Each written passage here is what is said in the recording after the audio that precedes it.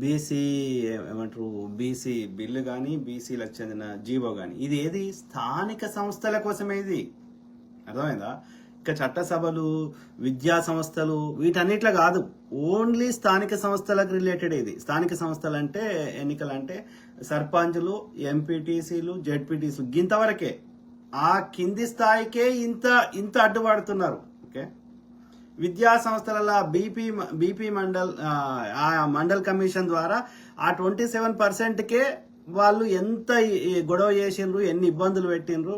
ఇక తర్వాత ఆ యొక్క ఇది అద్వానీ మోడీ కలిసి ఒక ఇది దొంగ బీసీ అయినటువంటి మోడీ ఒక మోద్గాచి కులానికి చెందిన గానుగ ద్వారా తీసిన నూనె అమ్ముకునే వ్యాపార కులానికి చెందిన బనియా మోడీ బీసీ అని దొంగ లెక్కలు పెట్టుకొని కథలు పడుతూ, ఓకే, సో అట్లా దేశమంతా రథయాత్ర స్టార్ట్ చేసి బీసీ బిల్లు పాస్ కాకుండా చేశారు అప్పుడు. ఓకే, ఇప్పుడు కూడా ఇది బీసీ చూడండి మీరు ఎంత ఇది చేస్తున్నారు.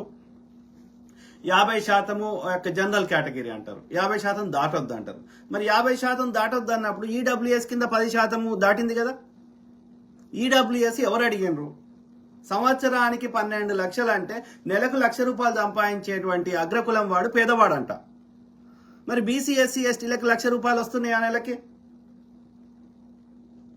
ఎవడు అడగకున్నా వాడు చట్టం తెచ్చిండు, ఏ కోర్టు అడ్డం చెప్పలేదు, ఏం చేయలేదు చట్టానికి. కానీ జీవో కాన్సెప్ట్ డైరెక్ట్ చట్టమే. అర్థమైందా? అంటే వడ్డించేటోడు మనోడు పైన ఉంటే మనకి మూలలో కూర్చున్నా మనకు వస్తాయి అడగకున్నా. మనం కొట్లాడినా మనకేమీ వస్తలేవు. నెత్తి నోరు కొట్టుకున్నా వందల సంవత్సరాలు నెత్తి నోరు కొట్టుకున్నా మనకేం వస్తలేదు. అంటే దీని అర్థం ఏంది? ఇక లాస్ట్కి ఏం మిగిలింది మనకి? మీడియా సంస్థలు వాళ్ళ కంట్రోల్లో ఉన్నాయి, కోర్టులు వాళ్ళ కంట్రోల్నే ఉన్నాయి, చట్టసభలు వాళ్ళ కంట్రోల్లో ఉన్నాయి. వాళ్ళ జనాభా ఎంత? 10% కూడా లేరు. 10% 90% అని కాల్స్క తింటూనే ఉన్నాడు 1000 సంవత్సరాల నుంచి. ఎందుకని? ఆడ ఉడవ పుస్తకం రాసిండు, శత పుస్తకం. ఓకే, మనుధర్మశాస్త్రం, ఇడు పైన ఉండాలి, ఇడు కింద ఉండాలని రాసిండు. సో దాన్ని తూచా తప్పకుండా పాటిస్తున్నారు. భూమి అంతా గుంజుకొని వాళ్ళ దగ్గర పెట్టుకొని మా దగ్గర మేము అందరిని కంట్రోల్ చేస్తామంటే పంచియండి. భూమి అందరిది కదా. భూమి ఒక్క పర్టికులర్ కులం ఉంది కాదు కదా. భూమి అందరి ప్రజలది కదా. అందరికి సమానంగా పంచియండి. ఒక్కొక్క దగ్గర 600 ఎకరాలు ఎందుకు? కొట్లాట ఎక్కడిది? అంటే ఎంత దుర్మార్గులు ఆలోచించాల్సిన అవసరం ఇక్కడ ఉన్నది. ఓకే, కాబట్టి మనకి ఆ అంబేద్కర్ గారికి దళిత్, ఎస్పెషల్లీ దళిత్ ఎస్సీ ఎస్టీలు అంబేద్కర్ గారికి రోజు పూజ చేసినా తప్పులేదు. ఎందుకంటే ఆయన అంత గట్టిగా కొట్లాడకపోతే, చట్టం చేయకపోతే ఇవాళ వాళ్ళ బతుకులు, ఓకే, ఇవాళ బీసీలో ఎట్లున్నాయో అట్లనే ఉంటుండే. ఒక్కరు కూడా చదువుకోకపోదురు, ఒక్క దళితుడు కానీ ఒక్క గిరిజనుడు కానీ చట్టసభలో ఉండేవాళ్ళు కాదు ఎస్సీ ఎస్టీలు.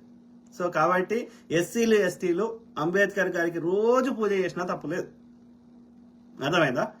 కానీ బీసీలకి ఎంతమంది కొట్లాడినా, ఎంత పెద్ద జనాభా ఉన్నా, మాకు బీసీల కోసమే పుట్టిన మా పార్టీలని సంకలు గుద్దుకున్నా ఓట్ల కోసమే తప్ప సమయం వచ్చినప్పుడు అన్ని పార్టీలో ఉన్న అగ్రకుల దొంగలు ఏకమై కానిస్తలేరు. ఈ బీసీలలో ఎడినా కొడుకులకి ఐకమత్యం లేదు, గట్టిగా కొట్లాడరు, ఎవరి పనులలో ఆడుంటాడు. అదే ఎస్సీలు ఎస్టీలు సమయం వచ్చినప్పుడు వాళ్ళ ప్రాణాలకు తెగించి కూడా కొట్లాడతారు. వాళ్ళు కొట్లాడడం వల్ల ఎంతో కొంత వాళ్ళకి ఫలితాలు వస్తున్నాయి. అదే బీసీలలో ఎడ్డిముండ కొడుకులు వాడు ఈ యొక్క మనువాదాన్ని వీడే భుజాన్ని వేసుకుంటాడు. శంభుకుని చంపిన రాముణ్ణి వీడే జై శ్రీరామ నమస్తే పెట్టుడు బంద్ చేసి జై శ్రీరామ అంటున్నాడు. జై శ్రీరామ అంటున్నాం అంటే అర్థమైంది? ఆ యొక్క ఆర్యుడి యొక్క, ఆ మనువాది యొక్క భావజాలాన్ని నువ్వు తూచా తప్పకుండా వాటిస్తా. హనుమంతునికి ఎందుకు హనుమంతుని పైకి లేపుతాడు? హనుమంతుని లెక్క ఎందుకు ఉండాలి? ఆ ఆర్యుడిని గుండెలలో పెట్టుకోవాలి. ఆర్యుని వాడు ఏం చెత్త చెప్పినా దాన్ని అంగీకరించాలి. శంభుకుని చంపడం కరెక్ట్ అనాలి. వాడి ఏకలవ్యుడిది బొటన వేలు కోసి అనడం అది కరెక్ట్ అని ఒప్పుకోవాలి. జై శ్రీరామ్ అంటున్నాం అంటే ఇవన్నీ చెత్త ఒప్పుకోవాలి. అర్థమైందా? నిండు శూలాలైన గర్భవతి అయిన భార్యని అడవిలో వదిలేసి రావడం కరెక్ట్ అని ఒప్పుకోవాలి జై శ్రీరామ్ అంటున్నాం అంటే. మరి ఆ లుచ్చనా కొడుకు జై ఎల్లమ్మ జై పోషమ్మ అనడు, ఆ జై శ్రీరామ్ అని అనుమనేటోడు. హనుమాన్ రే ఎవడైతే బీసీ లుచ్చనా కొడుకులు ఉన్నారు కదరా, గౌన్లకి ఎల్లమ్మ ఎక్కువ ఇది కదా, అట్లనే గంగపుత్రులకి గంగమ్మ తల్లి కదా. సో ఈ తల్లులని జై గంగమ్మ తల్లి, ఓకే, జై ఎల్లమ్మ తల్లి, జై పోషమ్మ తల్లి అని హనుమను ఒక ఆర్య లంచ కొడుకుని, ఆర్య బనియా గాని, ఆర్య బ్రాహ్మణ గాని, ఆర్యుడు గాని, ఇక్కడ ఉన్న బాబనోని గాని హనుమాన్ చూద్దాం. మరి నువ్వెందుకు అంటున్నావురా జై శ్రీరామ్ లంబడి కొడక? జై శ్రీరామ్ అంటే అది ఒక వ్యక్తి కాదు, అక్కడ వాడి ఆధిపత్యాన్ని, ఆ నార్త్ని బంద్ చేయర్రి. మార్వాడి షాపులలో కొనుక్కొని బంద్ చేయర్రి. మా ఇంట్లో చేసుకొని తినర్రి, లేకపోతే తెలంగాణ వంటకాలు ఇప్పుడు అందరు చేస్తారు కదా, సర్వపిండి గిరవపిండి, ఇవే తినండి. ఆ మార్వాడి షాపులలో కొనుక్కోకండి, రెండు రూపాయలు ఎక్కువైనా సరే. వాడి ఆధిపత్యాన్ని మనం అంగీకరించొద్దు అనేది ఇక్కడ మన బాధ. అర్థమైందా?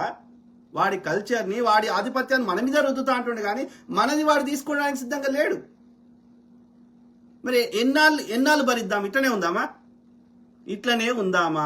షాలోడు అట్లనే మగ్గం వేసుకుంటా, అట్లనే బక్కజిక్కిన షాలోడు అట్లనే ఉందామా? ఆ ముదిరాజులు అట్లనే పండ్లు అమ్ముకొని బతుకుదామా? ఇంకో ఆ మాదిగైనా అట్లనే చెప్పులు కుట్టుడు, డప్పులు కొట్టుడు చేద్దామా? ఇక సాకలైన అందరి ఎక్కబడి వాళ్ళ కొడుకు ఈ మన్మడి దొడ్డికి కూడా సాకలైన అట్లనే ఉతుకుదామా? మరి వాడేం చేయాలి? మన కాలు మొక్కించుకుంటాడు, మనము గులాంగిరి చేయించుకుంటాడు. వాళ్ళ ఇంట్లో పాలు విండాలి, వాడిని వ్యవసాయం చేయాలి. వాడేం చేస్తాడు? ఇంకా మనని తంతాడు, మన భూములు కబ్జా పెట్టి మనం తంతాడు. ఎల్లకాలం ఇట్లనే ఉందామా? ఆలోచించండి రా గాడిది కొడుకులారా. పనికిరాని యొక్క మీడియా సంస్థలకు వచ్చి అది ఇది కాదు. టైం వచ్చినప్పుడు పోరాటం చేయాలి. అర్థమైందా? ఈ సంఘాలన్నీ మందకృష్ణ ఈడు ఆడు కూడా నేను అమెరికా నుండి ఇలా చెప్పిన దానికి ఆడు మందకృష్ణ ఇట్లాంటి వాళ్ళందరూ ఆడొచ్చి ముందు మైక్ ముందు చెప్పిన దానికి ఏం తేడా ఉందిరా?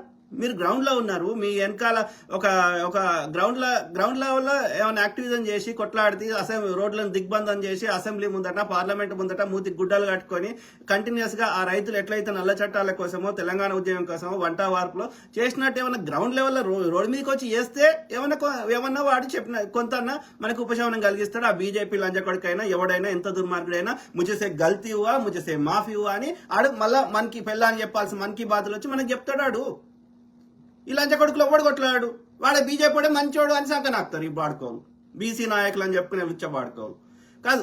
ఆనాడు ఇబ్బంది పెట్టింది వాడే, పొద్దుగా లేస్తే గుళ్ళల్లా మనని చెత్త నింపుతుంది వాడే. ఒక్క బీసీ అని గుళ్ళ పూజారి ఏమనరా బాపం లంచ కొడుకుని చేయమన్, సంస్కృతంలో చెప్పేది తెలుగులో చెప్పమన్. అరే ఎక్కడరా బీసీ నా కొడుకులకు సిగ్గుశరం లేదు. వాళ్ళు బాబున్నారు సంకనాకుతారు బాడుకోలు. కామన్ సెన్స్ ఉండాలిరా. మరి మొక్కండి రా, అరే మాకు బీసీ బిల్లు పాస్ కావాలని మొక్కండి. అరే బాపన్ లంచ కొడుక నువ్వు పూజ చేయరా, బీసీ బిల్లు పాస్ కావాలని ఈ చాంపియన్ పొలగొట్టండి గుళ్ళకి పోయి. చేయనియాడు వాడు పూజ. వాడు ఒక సిస్టమేటిక్ గా మన మీద ఆధిపత్యం చేస్తున్నాడు, మనని కావాలని నాశనం చేస్తున్నాడు అనేది గ్రహించలేని బీసీ ముండ కొడుకులు వాడు ఒక్క బీజేపీ నాయకుడి యొక్క ఆర్యబాబన్ అనే పిల్లలు మంచిగా ముస్లింలతోటి వ్యాపారాలు చేస్తున్నారు, విదేశాలు ఉంటున్నారు, అన్ని లగ్జరీ అనుభవిస్తున్నారు. ఎవరి రోడ్ల మీదకి వచ్చి జంబి కత్తులు పెట్టుకొని చచ్చిపోతుంది, చంపుతుంది, సస్తుంది, జైల్లోకి పోతుంది మళ్ళీ బీసీ ముండ కొడుకులే.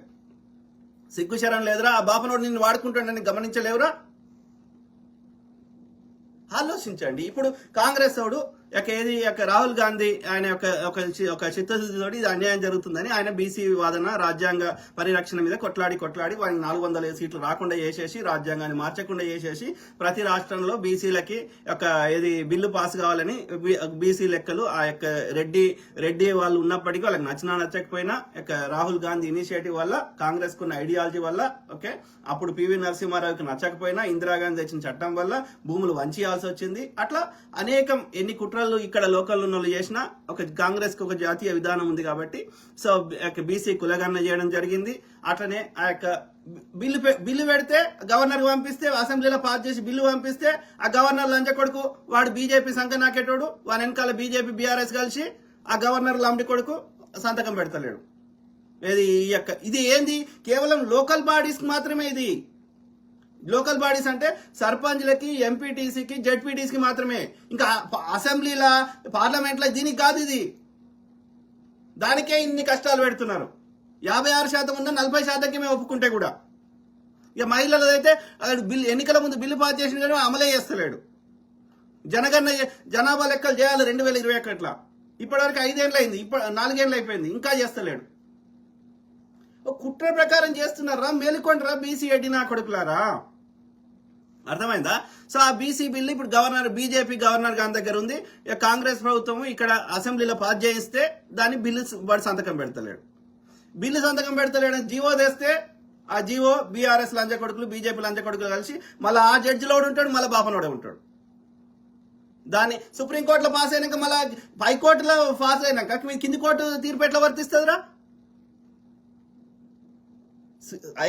హైకోర్టు కంటే సుప్రీంకోర్టు పెద్దది కదా. సుప్రీంకోర్టులో ఫేవర్ గా తీర్పు వచ్చినాక హైకోర్టు ఎందుకు వెళ్తుంది కదా? హైకోర్టు ఇచ్చినాక హైకోర్టు మళ్ళీ రివర్స్ లో తీర్పు ఇవ్వడానికి మనకి ఏం అధికారం ఉంది కదా? మాకు హైకోర్టు తీర్పు ఇచ్చినంత ఇందులో మేము చేసేది ఏం లేదని కేసు కొట్టేయాలి. మరి ఈ హైకోర్టు న్యాయవాదులకు తెలియలేదా, జడ్జికి తెలియలేదా? కాబట్టి మీ తోలు తీస్తాం, రేవంత్ రెడ్డి అయినా బట్టి అయినా ఎవరైనా సరే. ఆడ హైకోర్టు తీర్పు ఇచ్చినాక, సుప్రీంకోర్టు తీర్పు ఇచ్చినాక కింది కోర్టు ఎట్లా చెల్తుంది? కాబట్టి సుప్రీంకోర్టు యొక్క తీర్పుని, ఆ యొక్క రాజ్యాంగంలో ఉన్నటువంటి ఆర్టికల్ ని కరెక్ట్ గా రిప్రజెంట్ చేస్తూ ఓకే ఈ హైకోర్టు పరిధిలోకి రాదు ఇది అనేది మీరు వాదించాల్సిన అవసరం ఉంది. దాంతో పాటు ఈ చట్టం గవర్నర్ గారు సంతకం పెట్టడానికి రాజ్భవన్ ముందు పోయి పెద్ద లెవెల్ బీసీ ముండ కొడుకులు ధర్నాలు చేయండి, వాడు సంతకం పెట్టేదాకా వదలకండి. అర్థమైందా? అది తెలివి. కాంగ్రెస్ చేసే ప్రయత్నం చేస్తుంటే అడ్డుపడుతుంది ఒకట్రా బీజేపీ బీఆర్ఎస్ వాడే కదా. వాడు ధర్నా చౌక్ ఎత్తేసింది, ధర్నాలు చేయనియంది, యూనియన్ లేకుండా చేసింది, పేదోళ్ళ దగ్గర ఉన్న భూములు గుంజుకుని లంచ కొడుకురా. బీఆర్ఎస్ లంచ కొడుకు కాదు వాడు, మనువాది కాదు. ఒక ముఖ్యమంత్రి అయ్యండి, ముఖ్యమంత్రి సీట్లో ఆ యొక్క బాపనోని వచ్చి కూర్చుని పెట్టిండు కదా చిన్నజీఆర్ గాని, కులాలు పోకూడదండి అని చెప్తాడు. సమ్మక్క సార్లమ్మ దేవుళ్ళే కాదండి అంటాడు. మరి నీ రాముడు దేవుడారా? వాడు రాసిన పుస్తకం కూడా చెప్పలే రాముడు దేవుడని కదా. వాడు చేస్తే సంసారమే వీళ్ళు ఏం చేయకుందే పేదోళ్ళు కోయోళ్ళు వ్యభిచారులు అయిపోయారు. అంటే ఒక సిస్టమేటిక్ గా సంపద, పేరు, ప్రతిష్ట, అధికారము, అన్ని భూములు అన్ని మా జిల్లానే ఉండాలి. ఇది లంచ కొడుకులు. ఈ 10% లేని లంచ కొడుకులు 90% మీద అనాది నుంచి నాశనం చేస్తుంటే మేము అనుభవించాలి. ఇదే కరెక్ట్. మా బ్రహ్మ ముక్కులకెళ్ళి వాడి దొడ్డికి మా మీద వేసినా కానీ మేము తీసుకోవాలి. అబ్బాయి ఎంత అమృతం లెక్కుందా నాలే. ఇది ఏళ్ల తరబడి నుంచి జరుగుతుంది లంచ కొడుకులు. ఆలోచించండి రా బీసీ ముండా కొడుకులారా కదా. వీనికి శాఖలోనికి వాడికి దొడ్డి బట్టలు ఉతికితే ఏమనిపించదు, వాడిని ఉతుకుమని పాపనోని. ఈ దళిత స్త్రీని అందరి ముందట దేవుని లగ్గం చేసినా అని అందరి దగ్గర వండ పెడితే దేవదాసి చేస్తే ఏం కాదు, జోగిని చేస్తే పాపం దాన్ని చేయమని. అరే మనకు ఆత్మగౌరవం ఉండాలి కదా. ముచ్చట్లు ఎప్పుడు కాదురా గాడిది కొడుకులారా. బీసీ, ఎస్సీ, ఎస్టీ, సోక ఇప్పుడు ఆర్ కృష్ణ లంజ కొడుకు వాడు బీసీ నాయకుడు అని చెప్పేటోడు ఇలా బీజేపీ దాని పొక్కలకి ఎందుకు పోయినాడు? దేనికైనా ఒక అద్దు ఉంటుంది, అర్థమైందా? దిస్ ఇస్ నాట్ ద వే. అక్కడ బీజేపీ పాలిత రాష్ట్రాలు అట్లనే చేస్తారు, ఏపీలో అట్లనే చేస్తారు. ఏపీలో జనాలు మరి ఎందుకు ఆ చైతన్యం చచ్చిపోయిందో నాకు అర్థం కాదు. ఇదే పెళ్ళాన్ని చూడాలని దేశాన్ని ఏం పరిపాలిస్తా అన్నాడు ఇదే చంద్రబాబు వచ్చిన కొడుకు ఇలా మోడీ అంత గొప్ప నాయకులు లేడని వాని సంఖ్య నాకుతుండు విని అధికారం కోసం. Very unfortunate. ఓకే, కాబట్టి ఇప్పటికైనా దిస్ ఈస్ ద నిన్న చూడు జడ్జి మీద వాడు చెప్పు విసిరేస్తాడు. సుప్రీంకోర్టు జడ్జి మీదనే నువ్వు విసిరేసినాక ఇక ఎవరికి రక్షణ ఉంది? ఇక దేశంలో మామూలు సామాన్యులకు పరిస్థితి ఏంది? అది వాళ్ళ కోర్టు పరిధిలోకి రాదురా ఆ కేసు అంటే, అయినా సరే నీకు అనుకూలంగా తీర్పు ఇవ్వమంటే వాళ్ళ పరిధిలోకి రాని దాన్ని వాళ్ళకేం సంబంధం? ఆ పురావస్తు శాఖ ఐడెంటిఫై చేయాలి అది ఎవరిది విగ్రహం అనేది. కోర్టు ఎట్లా చెప్తుందిరా? కోర్టుకేం తెలుసు ఆడు ఏముందనేది? ఆ విగ్రహం తలకాయ ఎవరిది అనేది కోర్టుకి ఎట్లా తెలుస్తుంది? కాబట్టి పురావస్తు శాఖ ఇన్వెస్టిగేషన్ చేయాలి. కాబట్టి పురావస్తు శాఖను కలుగురా ఇది మాకు సంబంధం లేదని చెప్తే చెప్పిసిరేస్తావు లంజ కొడుక. ఇంకా సమర్థించుకుంటావు ఈ చెప్పు ఆ చెప్పు. వాని ఎందుకు దంతలేరు ఆ రవి కిషోర్ అంటోని? సుప్రీంకోర్టు మీద జడ్జి చేస్తే వీళ్ళు రోడ్ల మీదకి వచ్చి ధర్నాలు చెప్పుడు కాకుండా ఆ కిషోర్ అంటోని ఇంకా 100 చెప్పులతో కొట్టవచ్చు కదరా దళితులు. చైతన్యం చచ్చిపోయినా అది no, this is not the way. ఇట్లా రాదు. మనకి సమన్యాయం కావాలంటే ఇట్లా నీ ముచ్చట్లు చెప్తే రాదు. గ్రౌండ్ లెవెల్లో రైతులు పోరాటం చేసినట్టు చేస్తేనే వస్తుంది. బీసీ ఎస్సీ ఎస్టీలు మేల్కోండి, పిచ్చినా కొడుకులు లెక్క ఐకమత్యంగా అండి, ఒక జేఏసీకి ఏర్పడండి. ఓకే, పార్టీలకు అతీతంగా కొట్లాడండి. అర్థమైందా? ఇప్పుడు బీసీ బిల్లు ఇది కంపల్సరీ పాస్ చేయాలంటే గవర్నర్ కానీ ఆఫీస్ ముందు, రాజ్భవన్ ముందు నిరంతరం ధర్నా చేయాలి. అక్కడ రోడ్ల మీద అసలు ట్రాఫిక్ స్తంభన చేయాలి. అప్పుడే మనకేమన్నా సాధ్యమవుతుంది. ఒక్క ఉద్యమాలే చచ్చిపోయినాయి. ఆ యొక్క ఎంతసేపు టీవీలో ముచ్చడి ఎప్పుడు ఈ సోషల్ మీడియాలో తప్ప గ్రౌండ్ లెవెల్లో ఉద్యమాలే చచ్చిపోయినాయి. ఎందుకో నాకు అర్థమవుతలేదు. ఓకే, ఆలోచించమని కోరుతున్నా. సో ఇక్కడ జీవో పాస్ చేయనిస్తలేరు. బిల్లు జీవో కాదు, లాంగ్ టర్మ్ బిల్లు పాస్ కావాలి, గవర్నర్ గారు సంతకం పెట్టారు. That is correct method. Plus 50% మాత్రమే లిమిటేషన్ ఉండాలనే చట్టం రాజ్యాంగంలో లేదు. లేదు కాబట్టి నువ్వు ఈడబ్ల్యూఎస్ కింద 10% ఇచ్చినావు. జనరల్ కేటగిరీ అని పెడుతున్నావు లంబడి కొడక. ఆ జనరల్ కేటగిరీలో మొత్తం 90% ఆఫ్ జనరల్ కేటగిరీ ఎవడు తీసుకుంటున్నాడు? బీసీ ఎస్సీ ఎస్టీలు ఉన్నారు ఆ జనరల్ కేటగిరీలో. అంటే అర్థమైంది, ఆ 50% జనరల్ కేటగిరీ నువ్వు చెప్తుంది అగ్రకులాలకు రిజర్వేషన్. అది కాదు అయితే చూపెట్టు. హైకోర్టు జడ్జిలు బీసీ ఎస్సీ ఎస్టీలు ఎంతమంది ఉన్నారు? సుప్రీంకోర్టు జడ్జిలు బీసీ ఎస్సీ ఎస్టీలు ఎంతమంది ఉన్నారు? మేము చదువుకోలే? అమెరికాలో మాస్టర్ చేసే శక్తి మాకున్నది, మేము చదువుకోలే? అంబేద్కర్ గారి చదివిన పుస్తకాలు ఎన్ని అగ్రకులం లంజకొడుకులు ఎంతో చదివిన అంబేద్కర్ గారితో పోలిస్తే? చదువు అనేది సరస్వతి ఓన్లీ బాపనానికి చదువు చెప్తుంది, ఈ శాలోనికి సాకలోనికి మంగళానికి చెప్పా అని చెప్పిందారా నీ బాపని సరస్వతి దేవి? ఎక్కడ్రా అంబేద్కర్ గారికి ఉన్న నాలెడ్జ్, అంబేద్కర్ గారు రాసిన పుస్తకాలు అది అర్థం చేసుకునే తెలివి కూడా నీ చాగంటి లంబడి కొడుకు లేదు. చిన్నజీఆర్ గారికి ఆయన రాసిన పుస్తకంలో ఒక అక్షరం కూడా అర్థం చేసుకునే స్థాయి లేదు. మరి ఆ దళితునికి అంత నాలెడ్జ్ మీ బాపన సరస్వతి ఇచ్చిందారా? అంటే నాలెడ్జ్కి ఈ కులమానికే నాలెడ్జ్ ఉంటుంది, ఈ కులమానికి ఉండదని ఉండదు. చదువుకుంటే ఎవరికైనా వస్తుంది. అమ్మ యోనిలకెళ్ళి ఒక శుక్రకణము అండం కలిస్తే ఆ యొక్క జీవం ఏర్పడుతుంది. ఆ నా కులము నా మీద ఉంటే, నా పుట్టినప్పుడు నా కాలు ఉన్నట్టు చెయ్యి ఉన్నట్టు నా కులం పేరు ఇక్కడ రాసి నేను పుట్టుకున్నటువంటి, నాకు చెయ్యి మీదనో నా పిర్ర మీదనో ఎక్కడనో చోట వీడు పద్మశాలి, వీడు ఇంకో కులం అని రాసి ఉంటుంది. లేదు అంటే ప్రకృతి నీకు నాకు డిఫరెన్షియేట్ చేస్తే లేదు. అందరిని ఒకటే తిరిగి ఉట్టించింది. అందరి మీద ఎండ కొడుతుంది, అందరి మీద వాన కొడుతుంది, అందరు చచ్చిపోతారు, అన్ని ఈక్వలే ఉన్నాయి ప్రకృతి పరంగా. అన్నప్పుడు నువ్వు గోడలు కట్టడానికి ఒక బాపన్ కులపోని తీసుకుపోయి, బాపన్ కులంలో పుట్టిన వాడినో తీసుకుపోయి ఒక దళితుల ఇంట్లో పెంచితే వాళ్ళకి ఎట్లా తెలుస్తారని నీ బాపన్ కులం అని? అంటే ఈ గోడలని నువ్వు కట్టిన లంజ కొడుకువి నీ ఆధిపత్యం కోసం. ఆలోచించండి మిత్రులారా. వీ హ్యావ్ టు గ్రౌండ్ లెవెల్లో పోరాటం చేయకుండా మనం ఏది సాధించలేము. ఒక గుండొక్క దగ్గర ఉంటే, రోగమో దగ్గర ఉంటే మందు ఇంకో దగ్గర పెడతారు. కాంగ్రెస్ తిడితే ఏమవుతుందా? వాడు బిల్లు బీసీ ఇప్పుడు వాడు మోడీ గాడు జనాభా లెక్కలు చేస్తలేడు, కులగణన లెక్కలు చేస్తలేడు. 2011 నుంచి ఇప్పటి వరకు చేయలేదు. అప్పుడు ఇబ్బంది పెట్టిండు, ఇప్పుడు ఇబ్బంది పెడుతుండు. పొద్దుగా లేస్తే మన చర్చ అంతా మతం చుట్టూ తిప్పుతున్నాడు. మన డే టు డే ప్రజా సమస్యలు తీరుస్తలేడు. ఓకే, ధరలు పెరిగినంత ఆదాయం పెరగలేదు. అన్ని రకాలుగా మనం నాశనం చేస్తున్నాడు. ఓకే, ఇంకా ఆ నాశనం చేసింది గొప్పతనం చెప్పుకుంటున్నాడు. సమస్య ఒక దగ్గర ఉంటే ఇంకో దగ్గర ఇప్పుడు కాంగ్రెస్ ఏం చేయమంటావు? కాంగ్రెస్ జనగణన చేసింది, బీసీ బిల్లు పాస్ చేయించింది.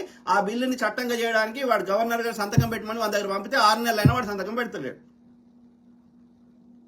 మరి వాడు సంతకం పెడితే చట్టం అవుతుంది, అమలు అవుతుంది. జీవో కూడా అవసరం లేదు. వాడు బీజేపీ బీఆర్ఎస్ కలిసి పెట్టనిస్తలేదు. మరి అంటే వంతడు కొట్లాడాలి.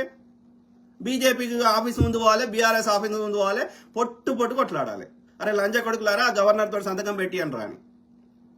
ఈ యొక్క ఈడబ్ల్యూఎస్ కాంగ్రెస్ ప్రభుత్వము హైకోర్టులో ఈ యొక్క ఈడబ్ల్యూఎస్ కి ఇచ్చినప్పుడు లేని సమస్య ఇప్పుడు ఎందుకు వస్తున్నది రాయ్యా? రాజ్యాంగంలో ఎక్కడ కూడా ఆ 50% క్యాప్ లేదు కాబట్టి, ఆ యొక్క సుప్రీంకోర్టే తీర్పు ఇచ్చింది కాబట్టి, సుప్రీంకోర్టు కంటే హైకోర్టు పెద్దది కాదు కాబట్టి, హైకోర్టు తీర్పు ఇచ్చినాక కింది కోర్టులో ఆ కేసు ఎందుకు ఉంటుంది? ఆ కేసును విచారించాల్సిన అవసరమే లేదు అని సరే మంచి న్యాయవాదిని పెట్టి అక్కడ కొట్లాడాలి హైకోర్టు. వీడు సరిగ్గా హైకోర్టులో కొట్లాడి ఆ కేసు కొట్టేపించడానికి వీడు కాంగ్రెస్ వాడు మంచి అటార్నీని పెట్టుకొని, అటార్నీ జనరల్ కానీ అటార్నీని పెట్టుకొని వీడు అక్కడ కేసును వాదించాలి. ఓకే, ఏది హైకోర్టు లెవెల్లో ఈ బీసీ బిల్లు సంతకం పెట్టమని ఆ బీజేపీ బీఆర్ఎస్ ఆఫీసుల ముందు అట్లనే గవర్నర్ ఆఫీస్ ముందు రాజ్భవన్ ముందు పోయి యుద్ధం చేయాలి. అప్పుడే ఇది ఇది ఈ యొక్క అది లోకల్ బాడీస్ మాత్రమే. ఇది ఇంకా అసెంబ్లీలో పార్లమెంట్లో వచ్చేవరకు ఇంకెన్ని గొడవలు అవుతాయో, విద్యా సంస్థలలో ఉద్యోగాల్లో వచ్చేవరకు ఇంకెంత గొడవలు అవుతాయి ఈ 40%కి. ఇది కేవలం పనికిరాని వాటి గురించి ఇంత గొడవలు అవుతుందంటే ఇక యాక్చువల్ దాంట్లోకి వచ్చేవారికి ఇంకేని యుద్ధాలు అవుతాయో. ఇక చేయాలి, తప్పదు. మన ట్యాక్సీలు కట్టేటప్పుడు ఎవడు అన్నాడు అరే మీరు ఇంతమంది ఉన్నారు బీసీలు, మీరు ఎక్కువ ట్యాక్సీలు కడుతున్నారు, మేము తక్కువ ట్యాక్సీలు కడుతున్నాం ఎవడు అన్నాడు? మా మొద్దు పనులన్నీ మీరే చేస్తున్నారు ఎవడన్నాడు? కష్టపడేటప్పుడు శ్రమ దోపిడీ జరుగుతుంటే మీ శ్రమ అంతా మేము దోసుకుంటున్నాం అని ఎవడన్నాడు? ఈ భూములు అందరు చెందాలి, మా ఒక్కరి దగ్గరనే భూములు ఉంచుకున్నాం అని ఎవడన్నాడు? కానీ మా వాటా మాకు అడిగితే అది దేశద్రోహము రాజద్రోహము అని అక్కడ చెత్త నింపడం, మీడియాని కంట్రోల్లో పెట్టుకొని తోలు తీస్తాం బిడ్డ, తోలు తీస్తాం. ఓకే, ఆలోచించండి మిత్రులారా, అర్థమైందా? పొద్దుగాలు వేస్తే ప్రజల్ని ఏమారుస్తా, ఇక ఎడ్డలని చేసి వాళ్ళతోటి పొద్దుగాలు వేస్తే ఇట్లా బానిసం చేస్తా అంటే ఎన్నాళ్ళు చూస్తాము? No, we don't accept such nonsense. ఎవరు? Satish Mudda. Hello brother, hi brother, hi to all my brothers, sisters, friends, everyone. Okay. Rajender Reddy Singasani, Godse దేశం మీద ప్రేమతోనే గాంధీ గారిని చంపిన అంటున్నారు. ఎట్లా బ్రదర్, ఎట్లా? గాంధీ గారు ఎన్ని కొట్లాడిండు దేశం కోసం. గాంధీ గారు కొట్లాడకపోతే కాంగ్రెస్ అనేది మేధావుల సంస్థగా మాత్రమే ఉండేది. గాంధీగా 1885లో కాంగ్రెస్ స్థాపిస్తే 1915 అంటే దాదాపు 30 ఏళ్ళు అది మేధావులు సంవత్సరం ముచ్చట పెట్టుకునే సంస్థగా ఉండే కాంగ్రెస్ అనేది తప్ప గ్రౌండ్ లెవెల్లో స్వరాజ్య ప్రజలు కూడా బ్రిటిష్ వాడు తెచ్చిన అనేక దోపిడీ చట్టాలకి వీళ్ళని బానిసలుగా చేసుకొని దోపిడీ చేస్తుంటే బానిసత్వానికి అలవాటు పడ్డటువంటి భారతీయులకి ఈ బానిసత్వం నుంచి బయటకు రావడానికి ఒక స్వతంత్రం ఎందుకు కావాలనో నరనరాన జీర్ణించేటట్టు అర్థమయ్యేటట్టు చెప్పిన మహనీయుడు మహాత్మా గాంధీ గారు. ఆయన అట్లా చేస్తుంటే ఈ లంచ కొడుకులు ఎడవన్నారు ఇవాళ గాంధీ గారి మీద బురద బీజేపీ ఆర్ఎస్ఎస్ లంచ కొడుకులు. ఆయన ఇన్స్పిరేషన్ తీసుకునే భగత్ సింగ్ గారు ఆయన చిన్న పిల్లగాడిగా ఉన్నప్పుడు గాంధీ గారి స్పీచ్లు విని ఆయన స్వతంత్రం కావాలని ఆయన ఎంచుకున్నది విప్లవ పంతా ఎంచుకున్నాడు. కానీ బట్ ఇంటెన్షన్ సేమ్. ఈయన అహింసా మార్గాన్ని ఎంచుకున్నాడు. ఈయన వచ్చిన నేపథ్యము ఈ బ్రిటిష్ అంతా మనం హింసా మార్గంలో కొట్లాడితే మనం చంపేస్తాడు, ఇంత గెలవలేం కాబట్టి ఆయన అహింసా మార్గాన్ని ఎంచుకున్నాడు. ఈయన యంగ్స్టర్ కాబట్టి, ఉడుకు రక్తం కాబట్టి, ఈయనకి ఏమంటారు అంత ఆవేశం ఎక్కువ ఉంది కాబట్టి ఆయన విప్లవ పంతాన్ని ఎంచుకున్నాడు. But he failed. His intention is good. We appreciate him for his intention, Bhagat Singh గారు. బట్ ఆయన ఎంచుకున్న మార్గం ఫెయిల్ అయింది. Same thing with Kittur Chennamma, అట్లనే అల్లూరి సీతారామరాజు, ఇంకా అనేక మంది విప్లవ పంతాన్ని ఎంచుకున్న వాళ్ళందరినీ వాడు చంపేసాడు. ఎందుకంటే వాడి బ్రిటిష్ వాడి చట్టాల ప్రకారం హింస చేయడం నేరం కాబట్టి. Okay, simple. సో కాబట్టి గాంధీ గారు ఆయన ఎన్నో పోరాటాలు చేస్తే బ్రిటిష్ వాడికి నచ్చకపోయినా ఎంత నియంతైనా వాడు అనేక చట్టాలు తెచ్చి మనకి కొంచెం వెసులుబాటు ఇచ్చిండు, పరిపాలనలో భాగస్వామ్యం చేసిండు, ఎన్నికలు పెట్టిండు, మనం ఊపిరి పీల్చుకోగలిగినాం. కాబట్టి వీ షుడ్ అప్రిషియేట్ హిమ్. మహానీయుని ఆయన ఎన్నేళ్ళు అంగర్ స్ట్రైక్ చేసిండు, ఎన్నేళ్ళు జైలు జీవితం గడిపిండు, ఎన్ని పాదయాత్రలు చేసిండు. ఈ లంచ కొడుకులు ఏం చేసిండ్రో చెప్పండి. నేను వీడియోలతో సహా చూపెడితే మహాత్మా గాంధీ గారు చేసినాయి. ఎవరి కోసం చేసిండ్రా? ఆయన ఏమన్నా 4 పైసలు ఆయన ఇంట్లోకి తీసుకుపోయిండా? ఆయన భార్యతోటి శృంగారం చేసిండా? ఏం చేసిండు? ఏకవస్త్రంతో ఎండానక సలనక వాననక రోగాలనక ఆ యొక్క అన్ని రోగాలు భరిస్తూ దేశ ప్రజల కోసం నిరంతరం పోరాటం చేసిన మహనీయుని మీద బురదలడితే ఏమనాలి మిమ్మల్ని? అంటే మీరు అమ్మ పాలు తాగి అమ్మా నీ పాలు చక్కగా లేవే అని రొమ్ము గుద్దిన లంచ కొడుకులు బీజేపీ ఆర్ఎస్ఎస్ లంచ కొడుకులు. భరతమాత అని ఇంత పెద్ద ఇది పెడుతున్నారు. భరతమాత కాన్సెప్ట్ స్టార్ట్ చేసిందే బెంగాల్ను విభజిస్తే ఆ యొక్క లార్డ్ కర్జన్ అంటాడు 1905లో. అప్పుడు ఈ ఉద్యమంలో పాల్గొనాలి హిందువులు అని చెప్పి ఈ యొక్క హిందుత్వం ఏమంటారు ఈ యొక్క భరతమాత కాన్సెప్ట్ దుర్గాదేవి కాళికాదేవి అని చెప్పి ఇట్లా చేస్తున్న హిందువులు ఈ స్వతంత్ర ఉద్యమంలో పాల్గొంటారేమోనని కాంగ్రెస్ లో ఉన్నటువంటి అతివాదులు జాతీయవాదులు స్టార్ట్ చేసిన కాన్సెప్ట్ ఈ భరతమాత కాన్సెప్ట్. అర్థమైందా? కానీ ఇలా అఖండ భారత్ ఖండాలు అయిపోయి ఇప్పుడు ఉన్న భూమిని మనం కాపాడుకునే గొప్పలం అంటే పాకిస్తాన్ ని, బంగ్లాదేశ్ ని, మయన్మార్ ని, ఇంకా అనేక మలేషియాని అన్ని కలిపి భరతమాత అంటే ఎక్కడికెళ్ళి తెస్తావు? నీ బతికే తప్పు, నీ ఆలోచనే తప్పు. కొట్లాడాల్సిన దగ్గర కొట్లాడలేదు, అనవసరంగా యుద్ధాలు పెడుతున్నావు, మొత్తం నాశనం చేసే నీ అజెండా ఉంది. కానీ ఒక్కటి కూడా ప్రాక్టికల్గా డే టు డే కామన్ మ్యాన్కి యూజ్ అయ్యేది ఏమీ లేదు. అందుకే నువ్వు చీడ పురుగువి, ఒక దేశద్రోహి బీజేపీ ఆర్ఎస్ఎస్ ఈ లంజా కొడుకులు. ఓకే, రాసి పెట్టుకోండి. సో చంపిన గాడ్సే దేశం మీద ప్రేమ ఉంటే గాంధీని చంపడం వల్ల దేశానికి ఏం లాభం అయిందో మీరు చెప్పండి ప్లీజ్. గాడ్సే గాంధీ గారిని చంపడం వల్ల దేశానికి ఏం లాభం? ఆయన ఆల్రెడీ ముసలైన అయిపోయాడు, సావడానికి దగ్గర ఉన్నాడు. ఆల్మోస్ట్ 78 ఏళ్ళు, 80కి దగ్గరకు వచ్చాడు. ఆయన యాక్టివ్ పాలిటిక్స్ నుంచి తప్పుకున్నాడు. ఓకే, ఏది అక్కడ ఆల్రెడీ మీరు స్వతంత్ర ఫ్లాగ్ హోస్టింగ్ లో కూడా గాంధీ గారు ఉండరు, పటేల్ గారు, నెహ్రూ గారు ఉంటారు. అప్పుడు ఏం చేస్తున్నాడు ఆయన? ఈ యొక్క హిందూ ముస్లిం గొడవలు కావద్దని ఇప్పుడున్న బంగ్లాదేశ్ లో నవాకలి అనే ప్రాంతంలో ఆయన తిరుగుతా ఉన్నాడు. దేశం ముక్కలు కావద్దని, ఈ పార్టీషన్ కావద్దని, ఆయన హిందూ ముస్లిం ఐక్యంగా ఉండాలని శతవిధాల ప్రయత్నం చేస్తుంటే దానికి అడ్డుపడ్డ లంజ కొడుకులు ఎవరు? ఒకడు బ్రిటిష్ వాడు, రెండవ వాడు ఈ యొక్క ముస్లిం లీగు, మూడవ వాడు ఈ యొక్క Hindu Mahasabha BJP RSS. 2 nation theory కింద హిందువులకు ఒక దేశము, ముస్లింలకు ఒక దేశం అని చెప్పినవాడు వాడు వీళ్ళే. ఆడ గ్రౌండ్ లెవెల్లో పోలీసులు లేకుండా చేసినాడు వాడు ఆ బ్రిటిష్ వాడు. ఎందుకంటే వీళ్ళిద్దరు దొంగలతో కుమ్మక్కాయండు. ఆడ ముస్లిం లీగ్ తోటి, ఈడ ముస్లిం లీగ్ కూడా స్టార్టింగ్ లో కొట్లాడిండు, బ్రిటిష్ స్వతంత్ర ఉద్యమంలో పాల్గొన్నాడు. తర్వాత ఈ ముస్లిం లీగ్ వీళ్ళందరినీ క్విట్ ఇండియా ఉద్యమం సమయంలో వీళ్ళందరినీ తీసుకొని జైల్లో పెడితే అప్పుడు ఈ యొక్క హిందూ మహాసభ అట్లనే ఈ యొక్క ఏది ముస్లిం లీగ్ కలిసి ఈ ఇప్పుడున్నటువంటి నార్త్ వెస్ట్ ఫ్రాంటియర్ ప్రావిన్స్ అంటే ఇప్పుడున్న పాకిస్తాన్ ప్రాంతంలో, సింధు బెలూచిస్తాన్ ప్రాంతంలో, అట్లనే ఇప్పుడున్న బంగ్లాదేశ్ అంటే ఉమ్మడి బెంగాల్, ఓకే, అక్కడ వీళ్ళిద్దరు కలిసి గవర్నమెంట్ ఫామ్ చేశారు. అర్థమైందా? వీళ్ళిద్దరు ఫామ్ చేసి యొక్క బ్రిటిష్ వానికి అప్పుడు ఎదిగిరు వీళ్ళు. కాంగ్రెస్ నేతలను అందరిని జైల్లో పెట్టినాక అప్పుడు వీళ్ళని యొక్క ఆల్టర్నేటివ్ గా ఎదిగిరు వీళ్ళు. హిందూ మహాసభ కానీ అంటే బ్రిటిష్ వానికి సంకనాకడం వల్ల. అర్థమైందా? వీళ్ళందరూ కలిసి కుట్ర ప్రకారం దేశాన్ని ముక్కలు చేసిరు. వీళ్ళు ఫ్లాగ్ హోస్టింగ్ చేస్తుంటే ఒక దిక్కు దేశానికి స్వతంత్రం వచ్చిన సంతోషపడుతుంటే ఈ గొడవలు జరుగుతుంటే దేశం ముక్కలు అవుతుంది అని చెప్పి ఆయన ఈ 78 ఏళ్ల వయసులో నీకు ఆరోగ్యం బాగలేదు, ఈ ఏజ్ లో యంగర్ స్ట్రైక్ చేయకు, తిరగక అని చెప్పిన వైద్యులు చెప్పినప్పటికీ ఆయన ఆరోగ్యాన్ని లెక్క చేయకుండా 78 ఏళ్ల వయసులో ఆ యొక్క దేశం విభజన కావద్దని నా శవం మీదకెళ్ళైనా యొక్క ఇది కావాలి కానీ నా శవం అన్న పోవాలి కానీ దేశం ముక్కలు కావద్దని ఆయన మస్తు కష్టపడ్డాడు. కానీ ఇక విధి లేని పరిస్థితులలో మనకి ఏ ఆల్టర్నేటివ్ లేకపోవడం వల్ల ఆ యొక్క వాళ్ళు జిన్నా మొండిపాటు పట్టడము, ఈ హిందూ మహాసభోడు, ఈ ఆర్ఎస్ యొక్క ముక్కలు చేయమని సహకరించడము, ఇట్లా అనేక కారణాల చేత మనకు నచ్చకపోయినా యొక్క అట్లీస్ట్ ప్రశాంతంగా ఉంటుంది 2 ప్రాంతాలు అని చెప్పి ఒప్పుకోవాల్సి వచ్చింది. సో ఎక్కడ వాడు ఒక స్వతంత్ర ఉద్యమంలో పాల్గొనోడు, దేశాన్ని ముక్కలు చేయమన్నోడు వాడు ఇలా దేశభక్తుడు అంటే ఆయన చచ్చిపోయేదాకా కష్టపడి దేశం కోసం ఈ యొక్క మొదటి దేశం స్వతంత్ర భారతంలోని మొదటి తీవ్రవాది అయినటువంటి ఆర్ఎస్ఎస్ వాళ్ళు ఇలా గాంధీని చంపి వీధుల్లో స్వీట్లు పంచుకున్నారు లంచ కొడుకులు. అర్థమైందా? ఆ కేసు ముస్లిం లెక్క సుంతి చేయించుకొని టోపీ పెట్టుకొని వాళ్ళు అది 3rd అటెంప్ట్ గాంధీని చంపేది. అది అంతకుముందు 2 అటెంప్ట్ ఫెయిల్ అయినాయి. వాళ్ళ అన్ననే చెప్పిండు గోపాల్ గాడ్సే బతికే ఉండే సానాయన్లు. 7 నిందితుల్లో సావర్కర్ కూడా ఒకడు. కాకపోతే వాడు ఎంకుండి నడిపించింది కాబట్టి కరెక్ట్ ఆధారం లేదని వాడిని తర్వాత తొలగించారు. వాళ్ళకి ఆడు కోర్టులో ఉంటే ఎన్నోసార్లు కలిసి వచ్చిండి సావర్కర్. వాళ్ళు ఇవాళ దేశభక్తులు అంటే భరతమాత నెత్తినోరు కొట్టుకుని ఏడుస్తుంది. ఆలోచించండి. నేను ఒకటే గమనించిన, బీజేపీ ఈ బ్రాహ్మణ లంచ కొడుకులకి ఈ ప్రాపగండ చేయడము అంటే దుష్ప్రచారం చేయడంలో వాళ్ళకి ఒక నైపుణ్యం ఉంది. ఎందుకంటే ఈ గుళ్ళని చేలో పెట్టుకొని చెత్త నింపుతున్నారు. అట్లనే ఇప్పుడు ఈ వాట్సాప్ యూనివర్సిటీ, ఓకే, ఈ దానికి తోడు కొంతమంది యూట్యూబ్లలో చెత్త లంచ కొడుకులు, ఈ మనువాద లంచ కొడుకులు పొద్దుగాలు వేస్తే ఫేక్ చెప్తున్నారు.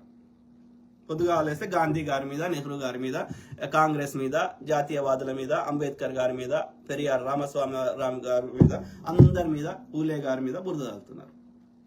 ఇక పొద్దుగాలు వేస్తే ఆ ప్రాపగండ సినిమాలు ఎందుకు వస్తున్నాయి అంటే బ్రెయిన్ వాష్ చేయడం, మనందరినీ వాళ్ళ కంట్రోల్ పెట్టుకోవడానికి బాపనోడు.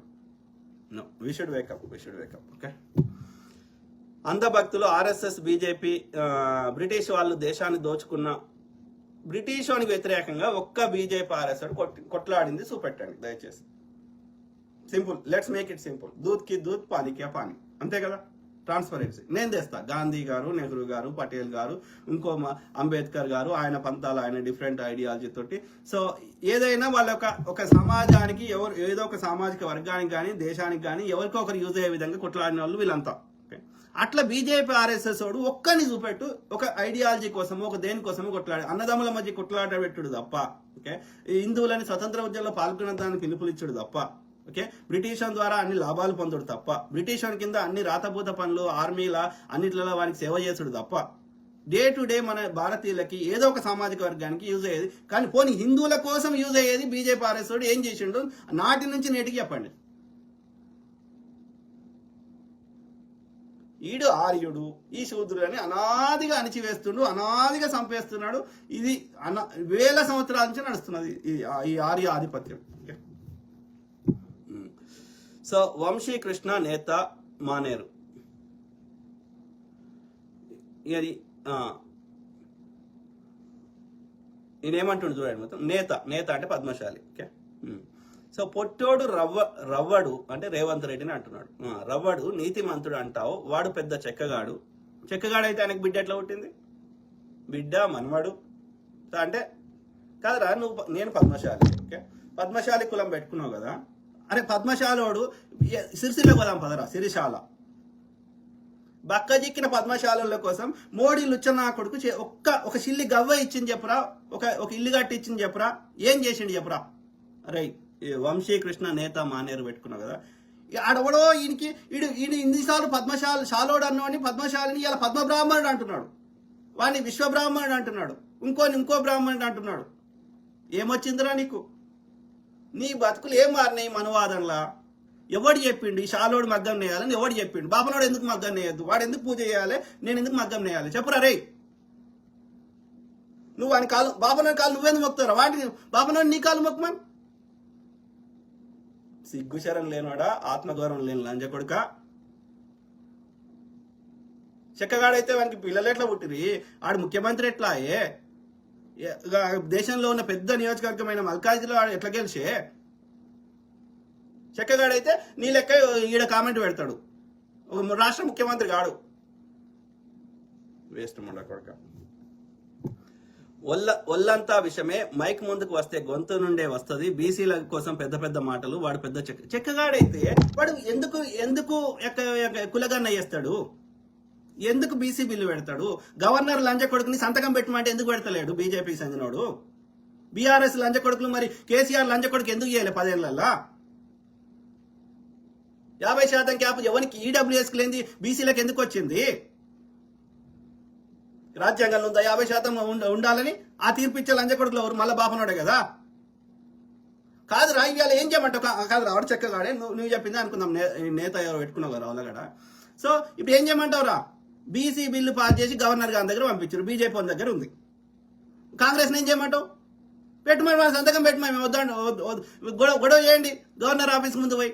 అరే పోరా రే, వంశీకృష్ణ నేత మనేరు బీజేపీ గవర్నర్ ముందు ఆ రాజ్భవన్ ముందు పోయి గొడవ చేయండి. అయిపోయింది, సమస్య పరిష్కారం అయింది. ఇక్కడ మిగతా బీఆర్ఎస్ ఆఫీస్ ముందు కాంగ్రెస్ ఆఫీస్ ముందు గొడవ చేయండి.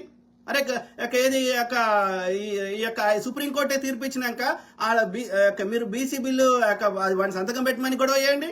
అట్లనే ఇక్కడ హైకోర్టులో హైకోర్టుకి ఎందుకు వస్తుంది కేసు? సుప్రీంకోర్టు తీర్పు ఇచ్చినాక హైకోర్టు ఏముంటే హైకోర్టు ఇచ్చిన కింది కోర్టుకి ఏం సంబంధం రా?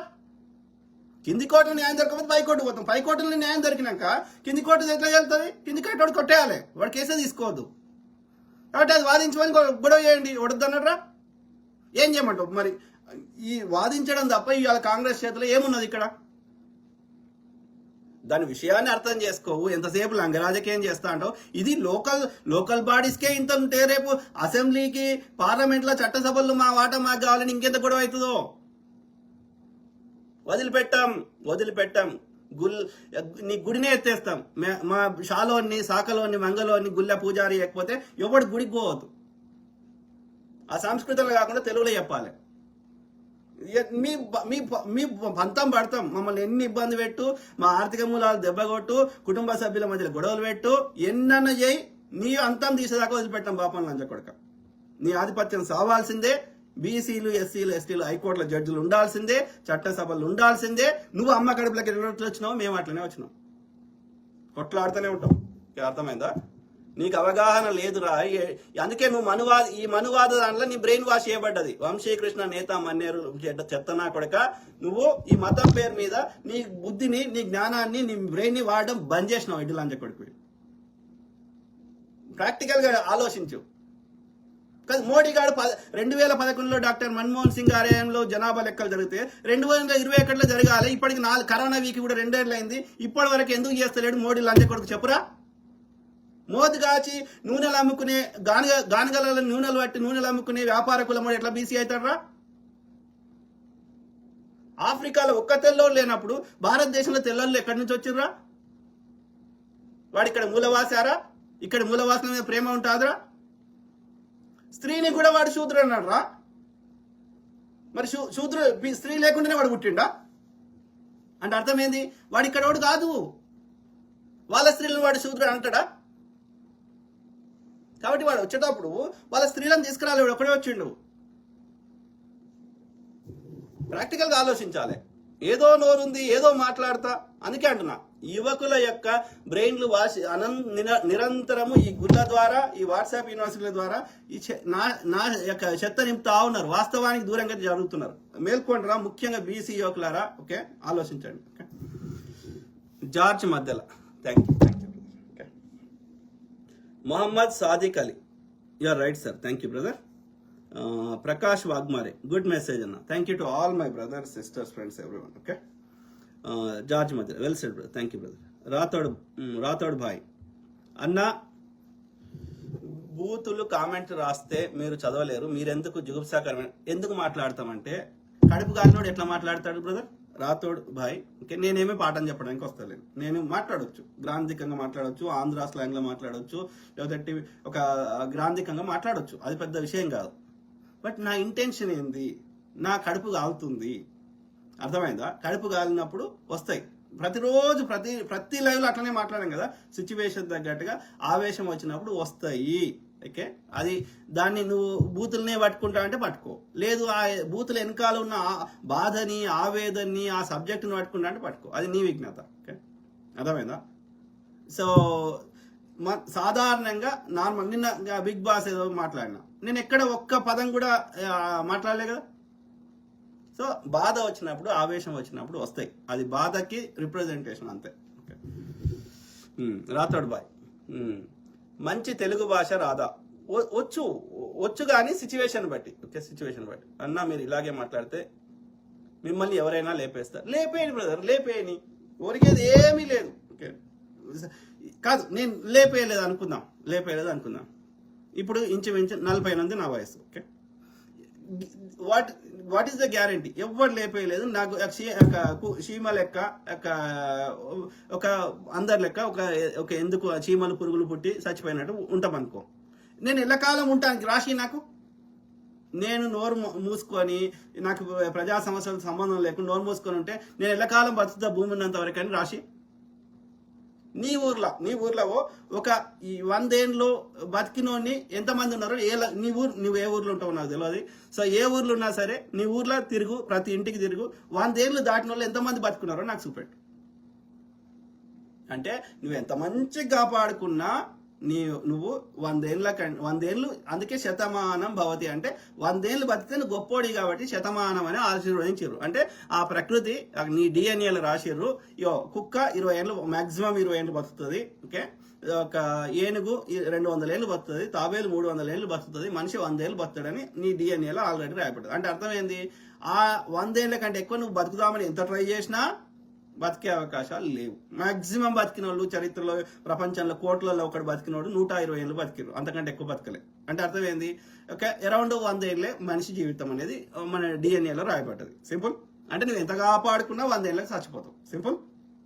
సో ఈ 100 ఏళ్ళల్లో కూడా 75 దాటినాక 75 దాటిన వాళ్ళని చూడండి, వానికి తింటే అరగది, నడవరాదు, రకరకాల సమస్యలు. కొంతమంది ఇంకా ఆరోగ్యాన్ని కాపాడుకోకుండా 60 ఏళ్ళ నుంచి 50 ఏళ్ళకు కూడా, 40 ఏళ్ళకు కూడా, 39 ఇయర్స్ కూడా షుగర్లు, డయాబెటీస్లు వచ్చిన వాళ్ళని చూపెడతా. అంటే అర్థమైంది, ఈ లైఫ్ చాలా చిన్నది, ఎవరు ఎప్పుడు ఎందుకు చేస్తారో ఎవరికి తెలియదు. Okay, life is very short అన్నప్పుడు ఈ చిన్న జీవితాన్ని ఇంకా ఎందుకు చిన్నగా చేసుకోవాలి? ఎవడో సంపతే సంపని. ప్రకృతి అనేది ఉంది కదా, నేచర్ ఉంది కదా. నా గుండె నేను చెప్తూ కొట్టుకుంటలేదు కదా, రైట్? సూర్యుడు నేను రమ్మంటే వస్తలేదు కదా, భూమిని నేను తిరగమంటే తిరుగుతలేదు కదా. బాపనాడు కూర్చుని పొద్దంతా ఏమంటారు మంత్రాలు చదివినా భూమి తన కక్షను మార్చుకోదు కదా. కాబట్టి ఈ సిస్టమ్ అంతా ఒక సిస్టమేటిక్ గా నడుస్తున్నప్పుడు ఆ యొక్క ప్రతి చర్య for every action there is an equal and opposite reaction. చర్యకు ప్రతిచర్య ఉంటుంది. నువ్వు నన్ను చంపితే నిన్ను ప్రకృతి చంపదా? ప్రకృతికి భిన్నంగా ఎవరు ప్రవర్తించినా వాళ్ళ మీద చర్యలు ఉంటాయి. అది ప్రకృతి ధర్మం. అది ఓకే. ఈ భూమి మీద ఉన్న రిసోర్సెస్ అందరి అయినప్పుడు కొందరే గుంజుకుంటే ఇవాళ అదే అంబానీ ఉన్నాడా? అంబానీ వాళ్ళ నాయన పేరు మీద, ధీరుభాయ్ అంబానీ పేరు మీద గురు సినిమా వచ్చింది. ఆ అంబానీ ఇవాళ ప్రపంచంలో వన్ ఆఫ్ ద ఏమంటారు టాప్ 150 టాప్ 10 రిచెస్ట్ పర్సన్ కదా అంబానీ. అంబానీ వాళ్ళ డాడీ ఆయన హీ బిల్ట్ ఎంపైర్. ఓకే, ఆయన 60 ఏళ్ళకి అరౌండ్ 60 years కి పక్షవాతం వచ్చి ఆయన చనిపోయాడు. మరి ఆయన దగ్గర ఏ సంపద కాపాడలేకపోయిందే? ఎందుకు రావాలి ఆయనకు పక్షవాతం?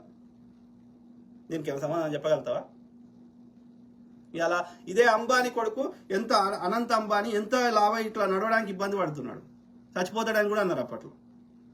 రేపు చచ్చిపోయినా ఆశ్చర్యం లేదు. మరి ఇన్ని లక్షల కోట్ల ఆస్తి ఏం చేసుకుంటాడు వారసుడు లేకుండా? సో కాబట్టి మనం చేసిన కర్మలు మనం అనుభవిస్తాము. ధనవంతుడైనా పేదవాడైనా రోజు 100 మందిని ఉరి తీసినటువంటి రాజ్యాలు ఇలా మట్టి తవ్వుతుంటే వస్తున్నాయి. మరి రాజులేడికి వాయే, రాజ్యాలేడికి వాయే. అందుకే చచ్చిపోయినోడికి ఒకటే రాస్తారు, కీర్తి శేషులే. నీ ఆస్తి ఏమన్నా నువ్వు చచ్చిపోయినాక మిగిలింది అంటే కీర్తి మాత్రమే. నువ్వు చచ్చిపోయినాక నీ ఆస్తి కీర్తే. మంచిగా చేస్తే మంచికి స్వకీర్తి, చెడు చేస్తే అపకీర్తి. నీ చచ్చిపోయినాక నిన్ను ఎంతమంది గుర్తు చేసుకుంటారో గదే నీ ఆస్తి. మిగిలిందంతా భూమి మీద నువ్వు పుట్టక ముందు భూమి మీదనే ఉంది. నువ్వు బతుకున్నప్పుడు నీ పేరు మీద రాసుకుంటావు, నువ్వు చచ్చిపోయినాక ఎవరికోవడానికి ఇచ్చేస్తావు. నీకు వంశం అవ్వడు, లేకపోతే అనాథాశ్రమానికి రాసిస్తావు. కాబట్టి ఎప్పుడు చేస్తామో తెలియనప్పుడు ఇంకా దేనికి భయపడాలి? నేను ఎంత కాపాడుకున్నా చచ్చిపోతా. దేనికి భయపడాలి? ఎవ్వరికి భయపడేది లేదు. ఓకే, మార్పు కావాలంటే ఆ తల్లి ప్రసవ వేదన అనుభవిస్తేనే బిడ్డ కొత్త జీవికి జన్మనిస్తగలుగుతుంది. నాకు వద్దు ప్రసవ వేదన అంటే బిడ్డ బయటకు రాదు, కొత్త జీవి రాదు. Same thing. కష్టపడకపోతే మనము ఎవడో భయపెట్టిస్తాడు, ఎవడో చంపుతాడని భయపడితే మార్పు రాదు. మళ్ళా ఎల్లకాలం నేను, నా కొడుకు, నా మన్మడు అందరిగా మగ్గం నేసుకుని కూర్చోవాలి. వాడు అట్లనే రాజ్యం వెళ్తాడు, నేను మగ్గం నేసుకుని కూర్చోవాలి. తోలు తీసుడే అంతే. ఉంటుంటా పోతాం. అమెరికా వెళ్ళి బతుకుతున్న మీరు చాలా అసహ్యంగా ఉంది. తప్పదు బ్రదర్, తప్పదు. మాకు లేదా అసహ్యంగా? 1000 సంవత్సరాల నుంచి నీకు నాకు ఒకటే తిరిగి పుట్టినాము. నీకున్న తెలివితేటల కంటే నాకు ఎక్కువ ఉన్నా కానీ నేను ఈ ఫలానా అని కడుపులోకి వెళ్ళి పుట్టినా కాబట్టి నాకు మగ్గన్న ఏం చేయమంటే నాకు అసహ్యం అనిపిస్తలే. నువ్వేమో కూర్చుండి ముచ్చడి చెప్తా అంటావు, వీళ్ళేమో రోడ్లు ఊడిస్తే నాకు అసహ్యం అనిపిస్తలే. కొన్ని కులాలు అయితే సండాసుల దిగి సండాస్ ఎత్తుతారు. నీ దొడ్డికి వాడేందుకు ఎత్తాలరా? నీ దొడ్డి నువ్వు చూడ్చుకోవడానికి ఇబ్బంది పడతారు. మాకు అనిపిస్తలే అసహ్యం? జంతు చర్మాన్ని ఒలిసి దాన్ని డప్పుగా కొట్టుమంటే మాకు అసహ్యం అనిపిస్తలే? దేవుని పేరు చెప్పి ఒక కత్తికి లగ్గం చేసి ఊర్లో ఆ టైం చేసేటప్పుడు అంటరానితనం రాకుండా ఊర్లో ఉన్న కరణాలు, భూస్వాములు, అందరు బ్రాహ్మణులు బట్టలు లేకుండా నాట్యం చేస్తే అనిపిస్తలే మాకు అసహ్యం? దేవదాసి కాన్సెప్ట్లు అందరూ ఎవడెవడో వచ్చి వాడుకుంటే మాకు అనిపిస్తలే అసహ్యం? దానికంటే నేను మాట్లాడుతున్న భాష అసహ్యం ఉందా? మాకు బీసీ బిల్లు కావాలంటే మాకు చట్టసభలోకి రానియకపోతే మాకు అనిపిస్తలే అసహ్యం? మా గుళ్ళ పూజారి కానియకపోతే మాకు అనిపిస్తలే అసహ్యం? అవన్నిటితో పోలిస్తే నేను మాట్లాడే భాష అది నేను అనుభవిస్తున్నది. నేను డే టు డే నా లైఫ్ అది కదా. నేను నా శ్రమను దోపిడీ చేస్తున్నావు. అవన్నిటితో పోలిస్తే నా భాష చాలా చిన్నది. అర్థమైందా? మాట్లాడతాం. కడుపు కాలినాడు అట్లనే మాట్లాడతాడు. నువ్వు గడ్డకు కూర్చున్నాడు నీతులు చెప్తాడు. ఓకే, కడుపు కాలినాడు అట్లనే వస్తాయి. తప్పదు బ్రదర్. 99% మనసు ఉన్నోడు ఇంటెన్షన్ అర్థం చేసుకునేవాడు అర్థం చేసుకుంటాడు. నీలాగా ఆర్యుడు ఎవడైతే ఇక్కడ ఈ రాతోడు పెట్టుకున్నావు కదా, ఈ లంబడోళ్ళు ఎక్కువ మంది లాంగ్ బాడీ అనేటోళ్ళు అంట. ఈ లంబడోళ్ళు బంజారా, యాక్చువల్లీ బంజారా అంటే దేశ దిమ్మరులు, నొమాడ్స్. ఓకే, సో నొమాడ్స్ అంటే వీళ్ళకి ఒక ఇల్లు ఉండదు. ఉప్పు సంచిలో పెట్టుకొని కచరంలో పెట్టుకొని ఊరు తిరిగి ఊరు అమ్ముకొని వాళ్ళకి ఈ యొక్క రెంట్ తీసుకొని అఫోర్డ్ చేసే శక్తి ఉండదు కాబట్టి ఊరవతల ఆ యొక్క ఆ కచరాలు ఆపుకొని అట్లా ఉన్నవాళ్ళు వీళ్ళు బంజారాలు అంటారు. ఈ బంజారాలని ఆ బ్రిటిష్ వాడు వచ్చినాక జర పొడుగ్గుండే వరకు వీళ్ళని లాంగ్ బాడీస్ పోయి లంబాడీస్ అయ్యారు, లాంగ్ బాడీస్. ఓకే, సో అది. సో వీడు ఈడ ఉంటాడు, ఆడ బతుకు జరగలేకనే రాజస్థాన్ నుంచి ఉప్పు అమ్ముకోవడానికి వచ్చినవాడు ఈడ ఎస్టీలకు రావాల్సిన వీళ్ళకి ఎస్టీ రిజర్వేషనే లేదు. ఈ ఎస్టీ రిజర్వేషన్ లేనోడు వీడు వచ్చేసి ఇలా మేము రాతోడ్లమి రాజపుత్రులమని చెప్పుకుంటారు ఆడ ఈడికొచ్చి. ఓకే, మరి ఆడ గతి లేకనే ఈడికి వచ్చినావు కదరా. ఆడ అరేబియా సముద్రంలో ఉన్న ఉప్పు తీసుకొచ్చి దాన్ని శుద్ధి చేయకుండా, దాంట్లో అయోడైడ్ కలపకుండా, ఏం కలపకుండా, ఆ దొడ్డు ఉప్పుని, ఆ రాళ్ళు ఉప్పుని, గల్లుప్పుని అట్లా శుద్ధి చేయకుండా అలా మట్టితో ఉన్న దాన్ని కూడా తెచ్చి ఈడ బతుకుదెరువు లేకుండా ఈడికి వచ్చి అమ్ముకొని మా ప్రాంతంకి వచ్చి మళ్ళీ మా మీద ఆధిపత్యం చేస్తే ఈడుండి ఆడపాట పాడతా అంటే నువ్వేం మనిషిరా?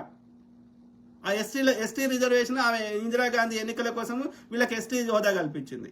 ఇవాళ ఎస్టీలకు వచ్చే ఆ 7.5% వచ్చేది మొత్తం ఈ లాంగ్ బాడీసే తీసుకుంటున్నారు.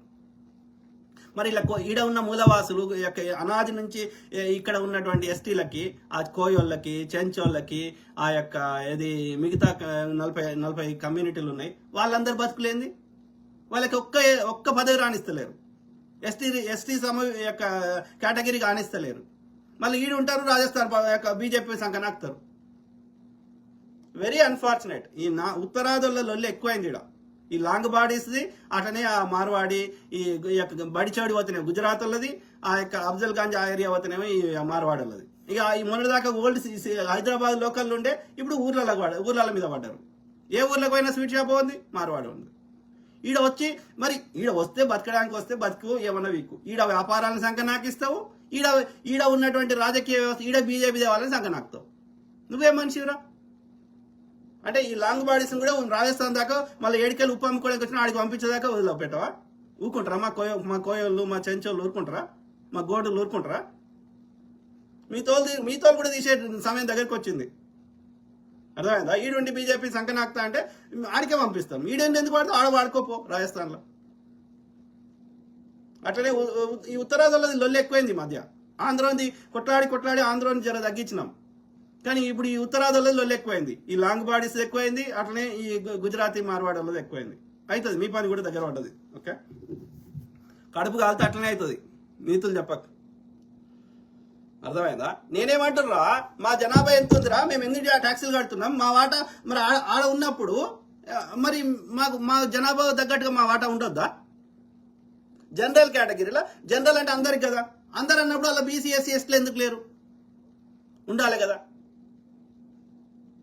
చెప్పు. అంటే జనరల్ అనేది అగ్రకులం కోసం పెట్టుకున్న రిజర్వేషన్ అని అర్థమవుతుంది కదా. బీసీ ఎస్సీ ఎస్టీలు రాణిస్తలేవు కదా. కాబట్టి మాకు రిజర్వేషన్ కాదు, యూఆర్ నాట్ డూయింగ్ ఫేవర్. ఎవరిని జనాభా ఎంత ఉందో, ఎవరి వాటా ఎంత ఉందో ఎవరి వాటా వానికి ఇవ్వమంటున్నావు అంతే. అగ్రకులం వాడిని నువ్వు కూడా తీసుకొని వాటా. సిగ్గుశరం ఉండాలి. న్యాయం మాట్లాడితే తిడతా అంటే ఎట్లా కలుస్తుంది రా అయ్యా? బరాబర్ మాట్లాడతాం, బరాబర్ కడుపు కాలిన అట్లే మాట్లాడతాం. ఇంకా ఎక్కువ తిడతాను ఇట్లనే చెప్తే. చంపుకో, పంపి, ఎవరు నువ్వు పంపిస్తావు? నేను ఒప్పుకుంటానా? నువ్వు చంపుతుంటే నేను చేతులు పట్టుకుంటానా? నేను రివర్స్ కొట్టనా? కొట్టకపోతే ఈ అమెరికాలో అయితే గన్నులు ఉంటాయి అందరి దగ్గర. పంపి, ఎవరిని పంపిస్తావు చూస్తా. Siraj Pasha Mohammed, well said brother, thank you. తప్పదు. పంపి, బెదిరించుడు కాదు, పంపి. నేను చూసుకుంటా కూర్చుంటేనేమో చూడు. గతంలో ఒకసారి పంపించారు, 2 నిమిషాల్లో పోలీసు అని కాల్ చేసినా పారిపోయాడు. పంపి, 100 మందిని పంపి చూద్దాం. కొమ్మ జోస్యుల సీతారామ శర్మ అంటే బాపన్న లంజ కొడుకు. ఒరే, బీసీలు ఎక్కువగా ఉన్నటువంటి పార్టీ, ఎక్కువ పదవులు ఉన్న పార్టీ బీజేపీ మాత్రమే కదా. మరి ఉంటే పార్టీలు ఉంటే సరిపోదు కదరా, మాకు పదవులు కావాలి కదా. నీ పార్టీలో బీసీలు ఉన్నారా? వాడు బీసీలని పేకు పెట్టుకున్నావా? శర్మ అని పెట్టుకున్నాడు. శర్మ అంటే బాపనోడు వీడు. ఓకే, ఏం పేరు? కొమ్మ జోస్యుల సీతారామ శర్మ. అంటే ఈడు నార్త్ ఇండియన్ కాదా, ఒరిజినల్ బ్రాహ్మణ్ కాదు వీడు. ఓకే, ఆర్య బ్రాహ్మణ్ కాదు వీడు. ఇక్కడ ఇక్కడ ఇక్కడ మూలవాసియే, వీడు కన్వర్టెడ్ బ్రాహ్మణ్. ఓకే, నల్లతోలున్న బాపన వాళ్ళందరూ converted Brahmans. Okay, simple. Okay, so ఈ కన్వర్టెడ్ బ్రాహ్మణ్ గాడు ఏమంటున్నాడు? కన్వర్టెడ్ బ్రాహ్మణ్ గాడు ఆ తెల్ల బ్రాహ్మణులకి ఆర్య బ్రాహ్మణులకి సంకనాకుతున్నాడు. ఏమంటున్నాడు? వీడు బీజేపీ పార్టీలో ఉన్నారు, బీసీలు ఎక్కువగా ఉన్నది బీజేపీ పార్టీ అయితే ఒరిజినల్ గా ఈ యొక్క ఆర్య బనియా మోడీ అని బీసీ కాదు. ఓకే, బీసీ అని రాసుకుంటే బీసీ అయిపోడు. Okay, simple. సో నేను చెప్తలే, మీ యొక్క పార్టీ అధ్యక్షులు కానీ స్పోక్స్ పర్సన్స్ కానీ మీరే చెప్పుకున్నారు. పార్లమెంట్ ఓపెనింగ్కి వచ్చిర్రు. ఎవరు వచ్చిర్రు? బాపనోళ్ళు వచ్చిర్రు పార్లమెంట్ ఓపెనింగ్కి, బీసీలు రాలే. అర్థమైందా? సో అట్లనే యొక్క ఇది మీ యొక్క స్పోక్స్ పర్సన్ చెప్పిండు, మా పార్టీ ఒక దిక్కు ఒక జేబులోనేమో బనియాలు ఉన్నారు, ఇంకో జేబులోనేమో బ్రాహ్మణులు. నేను చెప్తలే మీ పార్టీ వాడు చెప్పిందే ఇను, నేను చెప్తలే. అర్థమైందా? వాస్తవాలు మారాయి కదా, నువ్వు ఏం మారుస్తా అంటే ఏం మార్చలేవు కదా. చూద్దాం. అది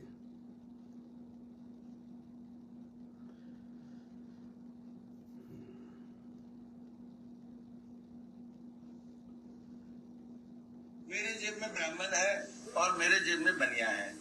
आप कहते रहे कि एक सेकंड भाई साहब सुनो ना। अरे भाई साहब सुनिए ना, पूरा आप प्रश्न पूछा और मेरे को सुनना ही नहीं चाहते।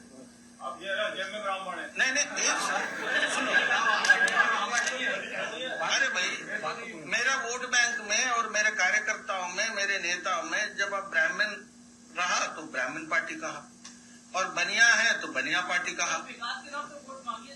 अरे भाई आप कुछ तो फिर आप चलाओ पार्टी को। मैं भाई आप पत्रकार है तो प्रश्न पूछो। मेरे जेब में ब्राह्मण है और मेरे जेब में बनिया है। చెప్పురా రే. అరే శర్మ, నేను చెప్తలేను కదా. నేనంటే నీకు నచ్చలేదు. ఓకే, ఒక శాలోడు ఒక శూద్రుడు చెప్తే నీకు నచ్చలేదు. మరి ఆడవాడు నీ పార్టీ స్పోక్స్ పర్సన్ చెప్పిండు కదరా, నువ్వు చెప్పింది తప్పు అనుకుందాం. నిర్ణయం చేసే అధికారంలో బీజేపీలో ఉన్న వాళ్ళు ఎవరో నాకు చెప్పు. ఆర్ఎస్ఎస్లో కానీ బీజేపీ 90% ఆఫ్ డెసిషన్ మేకింగ్ ఉన్న అన్ని పదవులలో బీజేపీలో ఉన్నాడు ఎవడో చెప్పిన. గోల్వాల్కర్ వాడు చాలోడా, సాకలోడా, మంగళోడా, చిత్ప్లవన్ ఆర్య బ్రాహ్మణుడా కాదా? ఎడ్గేవాకర్ వాడు మీ పార్టీ ఆర్ఎస్ఎస్ స్థాపించినోడు చెప్పు. ఇప్పటి వరకు ఆర్ఎస్ఎస్ సంచాలకులైన వాళ్ళు ఎంతమంది బీసీలు అయ్యారో నాకు చెప్పు. ఒక రజ్జుబాయ్ అనేటోడు తప్ప అందరు ఆర్య బ్రాహ్మణులే. ఎలక్షన్స్ ఉండయి. ఇప్పుడు వేరే సంస్థలలో ఎన్నికలు ఉంటాయి. ఇప్పుడు కాంగ్రెస్, ఎన్ఎస్ఏ, ఇంకో దానికి ఎన్నికలు ఉంటాయి. ఇవాళ కాంగ్రెస్కి దళితుడు ఇది అధ్యక్షుడు అయ్యండి, మల్లికార్జున ఖర్గే గారు జాతీయ అధ్యక్షుడు. రాష్ట్ర స్థాయిలో ఎంతో మంది దళితులు ఉప ముఖ్యమంత్రి కానీ, మంత్రులు కానీ, స్పీకర్ కానీ అయినారు. మీరా కుమార్ అట్లా బీజేపీలో చెప్పు నాకు. గోల్వాల్కర్ 30 ఏళ్ళు ఆర్య బ్రాహ్మణుడు, 30 ఏళ్ళు ఉన్నాడు. ఇవాళ వీడు మోహన్ భగవత్ 10 ఏళ్ళు అయిందా, 20 ఏళ్ళు అవుతుందా? సుదర్శన్, ఎవ్వని పేరైనా తీసుకో. పోనీ బీజేపీ పార్టీలో ఉన్నటువంటి డెసిషన్ మేకింగ్ చెప్పు. ఇవాళ బనియాలు ఉన్నారు, మోడీ అండ్ అమిత్ షా బనియాలు. ఓకే, ఆర్య బనియాలు. అంతకుముందు సుష్మా స్వరాజ్ ఎవరు? బ్రాహ్మణ్ కదా. వాజ్పేయి ఎవరు? మీ పార్టీని పెట్టినటువంటి వాజ్పేయి కానీ, ఆ ఉపాధ్యాయ అనేటోడు ఎవడు? బ్రాహ్మణ్ కదా. శ్యామాప్రసాద్ ముఖర్జీ ఎవడు? బ్రాహ్మణ్ కదా. ప్రమోద్ మహాజన్ ఎవడు? బ్రాహ్మణ్ కదా. ఉమాభారతి ఎవరు? బ్రాహ్మణ్ కదా. మురళీ మనోహర్ జోషి ఎవరు? బ్రాహ్మణ్ కదా. అద్వానీ ఎవరు? ఇట్లా ఎవరైనా తీసుకో. మీ బీజేపీలో కానీ ఆర్ఎస్ఎస్లో కానీ నిర్ణయం చేసుకుంటే ఎవరు? బ్రాహ్మిన్స్. రోడ్ల మీదకి వచ్చి జంబి కత్తి పట్టుకుంటే పొరగాన్లు ఈ మనువాదంలో పోతే జైలుకు చంపిరాన్రా, పొడిసిరాన్రా అని చెప్పి కొట్లాటలు పెట్టి రోడ్ల మీద మీరు జైలుకి పోతే మిమ్మల్ని ఇడిపిస్తా, బీరు వస్తా, బిర్యానీ వస్తా అంటే రోడ్ల మీదకి వచ్చి జంబి కత్తులు పట్టుకుని తిరుగుతున్న పొరగాన్లు బీసీలు.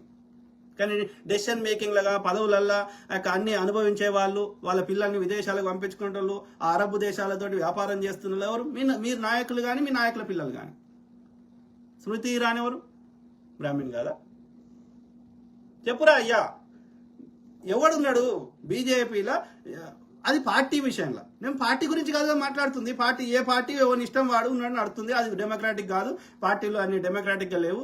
సో అది ఇప్పుడు ఎవరి పార్టీ ఎవరి దుకాణం వాడు తెరుచుకున్నప్పుడు ఎవరి దుకాణం వాడిని నచ్చినోడు పెట్టుకుంటాడు. ఇప్పుడు కేసీఆర్ వెల్మోడ్ కాబట్టి వాడు వెల్మోడ్ పెట్టుకున్నాడు. ఇక్కడ రెడ్డి వాడు ఉన్నాడు, వాడు బాపనోడు ఉన్నాడు, వాడు ఇంకోడు ఉన్నాడు. సో అది పార్టీ, అది ప్రభుత్వం కాదు. కానీ నేను ప్రభుత్వం గురించి మాట్లాడుతున్నా. హైకోర్టు జడ్జిలు, సుప్రీంకోర్టు జడ్జిలు, ఎమ్మెల్యేలు, ఎంపీటీసీలు, జడ్పీటీసీలు, సర్పంచులు, ప్రభుత్వం అందరిది కదా, పార్టీ ఎవరిదన్నా కావచ్చు. కానీ ఒకసారి ప్రభుత్వానికి వచ్చినాక అందరిది కదా. నేను ప్రభుత్వం గురించి మాట్లాడుతున్నాను, ఉద్యోగాలకి వీటి గురించి కదా నేను మాట్లాడుతుంది. ప్రభుత్వ పరంగా రావాల్సిన వాటిలలో అందరి ప్రభుత్వానికి వచ్చే బడ్జెట్లో అందరి వాటా ఉన్నప్పుడు ఎవరిదైతే ఎక్కువ ఉందో, ఎవరి జనాభా ఎక్కువ ఉందో, ఎవరి వాటా వానికి ఇవ్వమని అడుగుతున్నాం. నేను ప్రభుత్వం గురించే మాట్లాడుతున్నా, పార్టీల గురించి, వ్యక్తిగతంగా ప్రైవేట్ కంపెనీల గురించి నేను మాట్లాడతలే, వ్యక్తిగతంగా నేను మాట్లాడతలే. సో ఈ ప్రభుత్వంలో మా వాటా మాకు ఇమ్మని కొట్లాడితే నీకేం వచ్చింది? నీ వాటా నువ్వు తీసుకున్నావు కదా. ఈడబ్ల్యూఎస్ కింద 10% ఎవడెక్కడో తీసుకున్నావు కదా. 12 లక్షలు బీసీ ఎస్సీ ఎస్టీలకి 12 లక్షల సంవత్సరానికి వస్తే వాడు ధనవంతుడు అంటున్నావు. మరి అగ్రకులం 3 సంవత్సరానికి నెలకు ₹1,00,000 సంపాదిస్తే వాడు పేదోడు అంటున్నావు. పేదరికానికి కూడా రిజర్వేషన్ ఉంటుందా? పేదోడు ఓడైనా ఏ కులమైనా వాడిని సహాయం చేయాలి. పేదోడికి కూడా రిజర్వేషన్ ఉంటుందా? ఏదో కారణం చెప్పి జనరల్ కేటగిరీ అని 50%, ఈడబ్ల్యూఎస్ అని 10%, 60% నువ్వే తీసుకుంటున్నావు. మళ్ళా అది 60% అగ్రకులాలకు పెట్టిన రిజర్వేషన్ అది. No, this we don't accept. We will fight. ఎంతమందిని చంపుతావు చంపు, వి విల్ ఫైట్. అర్థమైందా? వివక్ష లేదంటున్నావు కదా. చూడు, నేను చెప్తలేను రా అయ్యా, నేను ఇక్కడ ఒక్క మాట చెప్తలే, మీరు చెప్పిందే చూపెడుతున్నా అంతే. కులాలు పోకూడదండి. కొంతమంది ఇప్పుడు ప్రోగ్రెసివ్ థాట్స్ ఉండేటటువంటి వ్యక్తులు అనుకునేవాళ్ళు కులరహిత సమాజాన్ని నిర్మాణం చేస్తాము, అలాంటి సమాజం కావాలి. తప్పు. ఏ కులం పని ఆ కులం చేయి. ఎందుకంటే ఏ కులం పని ఆ కులం చేస్తేనే నువ్వు ఆడ ముచ్చట చెప్పగలుగుతావు. కులరహితం అంటే నువ్వు సండాసి ఎత్తాల్సి వస్తుంది. అది నీకు చేసేది లేదు. వీళ్ళు ఎన్నేళ్ళు సండాసి ఎత్తినా నీకు బాధ అవుతలేదు. సో లంగ కథ. ఈడోడు గోదావరి జిల్లా ఎదురు బాపన లంచకొడుకు, సర్వసంగ పరిత్యాగి, ఈ ప్రాపంచిక సంబంధం లేదని సన్యాసం తీసుకున్న లంబడి కొడుకు 1,000 కోట్లు ఎందుకుంటే వీని దగ్గర? ఆలోచించండి. Simple, let's make it simple. Okay, అట్లా ఎన్ని అన్న చెప్పగలుగుతాం. వీళ్ళ యొక్క దురాఘాతాలు ఎన్ని అన్న చెప్పగలుగుతాం. ఇక చూడు, ఇక కొన్ని నేను చూపెట్టలేను కాబట్టి చూపెడతలేను కానీ, బట్ చూడండి. సనాతన ధర్మం అంటేనే ఎప్పటి నుంచో ఉన్న ధర్మాలను ఫాలో కావడం. ఫస్ట్ ఆఫ్ ఆల్ మీరేం చెప్తారు? సనాతన ధర్మాన్ని ఫాలో అవ్వాలంటారా, వద్దు అంటారా? సనాతన ధర్మాన్ని ఫాలో అవ్వకూడదు. ఎందుకు అవ్వకూడదు కూడా చెప్తాను నేను. ఒకటి గమనించండి, ఈ రోజుకి దేవదాసి వ్యవస్థ ఉంది. అవును. ఇప్పుడు కొన్ని కులాల్లో ఇది ఉంది, ఈ ఆచారం ఉంది. మరి దేవదాసి వ్యవస్థ దేవుడికి కానుకగా ఇచ్చే విషయం ఏదైతే ఉందో అది మన అమ్మాయికి అయితే ఒప్పుకుంటామా? మీ అమ్మాయినైతే మీరు ఒప్పుకుంటారా? ఇప్పుడు ఎవరైతే సనాతన ధర్మం కరెక్ట్ అని చెప్తున్నారో వీళ్ళు ఎవరన్నా ఒప్పుకుంటారా? వాళ్ళ కుటుంబాల్లోంచి ఇస్తారా? మరి నిజంగా అది దేవుడి కోసమే కదా ఆ బిడ్డను సమర్పించేది, దేవుడికి కానుకగా కదా. మరి మీరు కూడా దేవుడికి కానుకగా సమర్పించండి. పాత కాలంలో కింది కులాల వాళ్ళు భరించేవాళ్ళు. మన జీవితాలు ఇంతే కావచ్చు, మనం అక్కడ పుట్టాం కాబట్టి మన బతుకులు ఇంతే కావచ్చు అని వాళ్ళు దానికి అలవాటు పడిపోయి దాన్ని వ్యతిరేకించే శక్తి లేక భరించేవాళ్ళు. కానీ ఇప్పుడు ఈ నవయువకులు ఎవరైతే ఉన్నారో వీళ్ళు సినిమాలు చూస్తున్నారు. ఇప్పుడు ఈ మధ్య కాలంలో జై భీమ్ సినిమా వచ్చింది, అది చాలా కనువిప్పు. ఇట్లాంటివి చూసిన తర్వాత వాళ్ళకి దీన్ని ఒప్పుకోవాలని లేదు. సనాతన ధర్మం చెప్పండి మిత్రులారా, ఇట్లా 100 ఎగ్జాంపుల్ చూపెడతా నేను. ఉందా లేదా వివక్ష? ఈడబ్ల్యూఎస్ ఎవడకుండా తీసుకొచ్చినప్పుడు ఎవడు ఏ కోర్టు అబ్జెక్షన్ చెప్పలే, ఏ చట్టసభలో అబ్జెక్షన్ చెప్పలే. మరి మనకెందుకు చెప్తున్నాయి? ఎందుకంటే ఆడ పైన కూర్చున్నోడు మళ్ళీ వాడే, నిర్ణయం చేసేటోడు వాడే, చట్టసభలు ఉన్నోడు వాడే, ఆ జడ్జిలు తీర్పులు ఇచ్చేటోడు వాడే, అన్నిట్లో వాడే. సిస్టమేటిక్గా జరుగుతుంది. కాబట్టి ఈ శర్మకి ఈ నేతకి సిగ్గు శరం లేదురా. శర్మ అంటే వాడు బాబునోడు కాబట్టి ఐ అండర్స్టాండ్ వాని ఇంటెన్షన్. కానీ ఈ నేత అనే చెత్త నాకుడికి ఏమైంది? వీని బ్రెయిన్ వాష్ చేసిర్రు మతం పేరు మీద. అర్థమైందా? ఇంకా చాలా ఉన్నాయి అట్లా, కొన్ని అభ్యంతరకరంగా ఉన్నాయి కదా, చూపెడతలేను కానీ 1-2 చూపెడతా, దెన్ మీ కామెంట్స్ కంటిన్యూ చేద్దాం. ఓకే, ఇప్పుడు వాడు రాముడు దేవుడు అంటాడు కానీ సమ్మక్క సార దేవుడు కాదంటాడు. చూడు వీడు. అసలు సారక్క సమ్మక్క ఎవరు? అదే దేవతల ఇక్కడ బ్రహ్మలోకంలో దిగి వచ్చిన వాళ్ళ ఏమిటి చరిత్ర? అదేదో ఒక అడవి దేవత. చూపెట్టండి మిత్రులారా, బ్రహ్మలోకం ఏడుందో చూపెట్టండి. మీరు ఎవడు దేవుళ్ళో చూపెట్టండి. ఎక్కడ తీసుకోదాం పదా ఈయన ప్రతి జుట్టు బట్టి అందరి తీసుకోదాం, ఏ స్పేస్ కి తీసుకోదాం, ఎక్కడికైనా తీసుకోదాం, చూపెట్టకపోతే బ్రహ్మలోకాన్ని ఏడదందాం ఇన్ని ఆలోచించండి. దొంగల్ సరే చేసుకొని అక్కడ ఉండేవాళ్ళు, చదువుకున్న వాళ్ళు, పెద్ద పెద్ద వ్యాపారస్తులు, వాటి ఆ పేరు బ్యాంకులు పెట్టేశారండి. తర్వాత ఇప్పుడు నువ్వేం చేస్తున్నావు? నువ్వు ఆ శంషాబాద్ లా అంత పెద్దది ఏడికెళ్ళి వచ్చింది నీకు? ఆడ ఎన్ని ఎకరాల భూమి కబ్జా పెట్టినావు? నువ్వేం చేస్తున్నావు? నువ్వు కాదా వ్యాపారం చేస్తుంది? వాళ్ళు వ్యాపారమే చేస్తలేరు. పోదాం పద, ఆ కోయళ్ళ దగ్గర పోదాం పద, ఆ ములుగు ఆ పరిసర ప్రాంతాలకి. ఎంతమంది కోయళ్ళు ధనవంతులు ఉన్నారు, ఎన్ని వేల కోట్లు ఉన్నాయి వాళ్ళ దగ్గర, నీ దగ్గర ఎన్ని వేల కోట్లు ఉన్నాయో తీద్దాం. దొంగ లంగ పాడుకో, టైపిస్ట్ పాడుకోవు.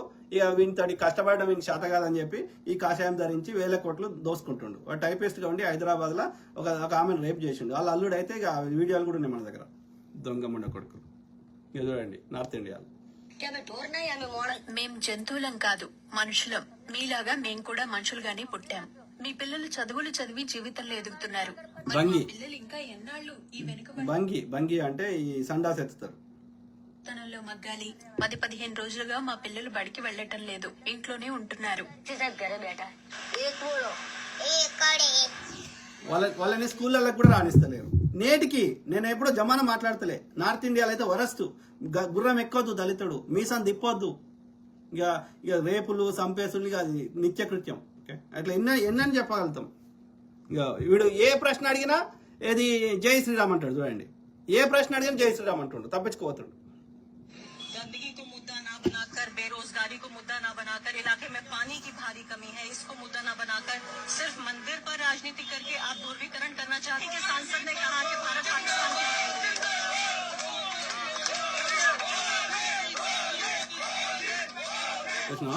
డే టు డే ప్రజా సమస్య, ఇంట్లో నీళ్ళు వస్తలేవు, మాకు కరెంట్ వస్తలేదు, డే టు డే సమస్యలు అయితే జై శ్రీరామ్ అనుకుంటే వెళ్ళిపోతారు.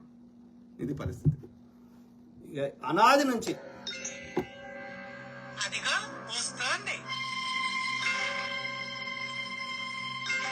సిగ్గులద్దా లేకుండా ఎలా వస్తుందో చూడండి. ఆమె చేసిన పాపం ఏంది? సావిత్రిబాయి పూలే గారు చదువు చెప్పడం, ఆడపిల్లలకు చదువు చెప్పడం, అది వీడు రాసిన చెత్త పుస్తకంలో తప్పాట. అందుకని వీళ్ళు పెండ వేసేవాళ్ళు. ఆమె మీద పెండ వేస్తుంటే ఆమె 2 చీరలు కట్టుకొని, ఒక చీర ఆడికి వెనక్కి ఇప్పేసి వాళ్ళకి చదువు చెప్పి మళ్ళా ఆ పెండ వేసిన చీరను తెచ్చి మళ్ళా కట్టుకొని వచ్చేది. అర్థమైందా? తాను చెడింది కాకుండా మిగతా ఆడవాళ్ళని చెడగొట్టడానికి తయారయ్యింది. ఇక చూస్తూ ఊరుకుంటే లాభం లేదు, మొక్కలోనే తుచ్చి వేయాలి. పదండి.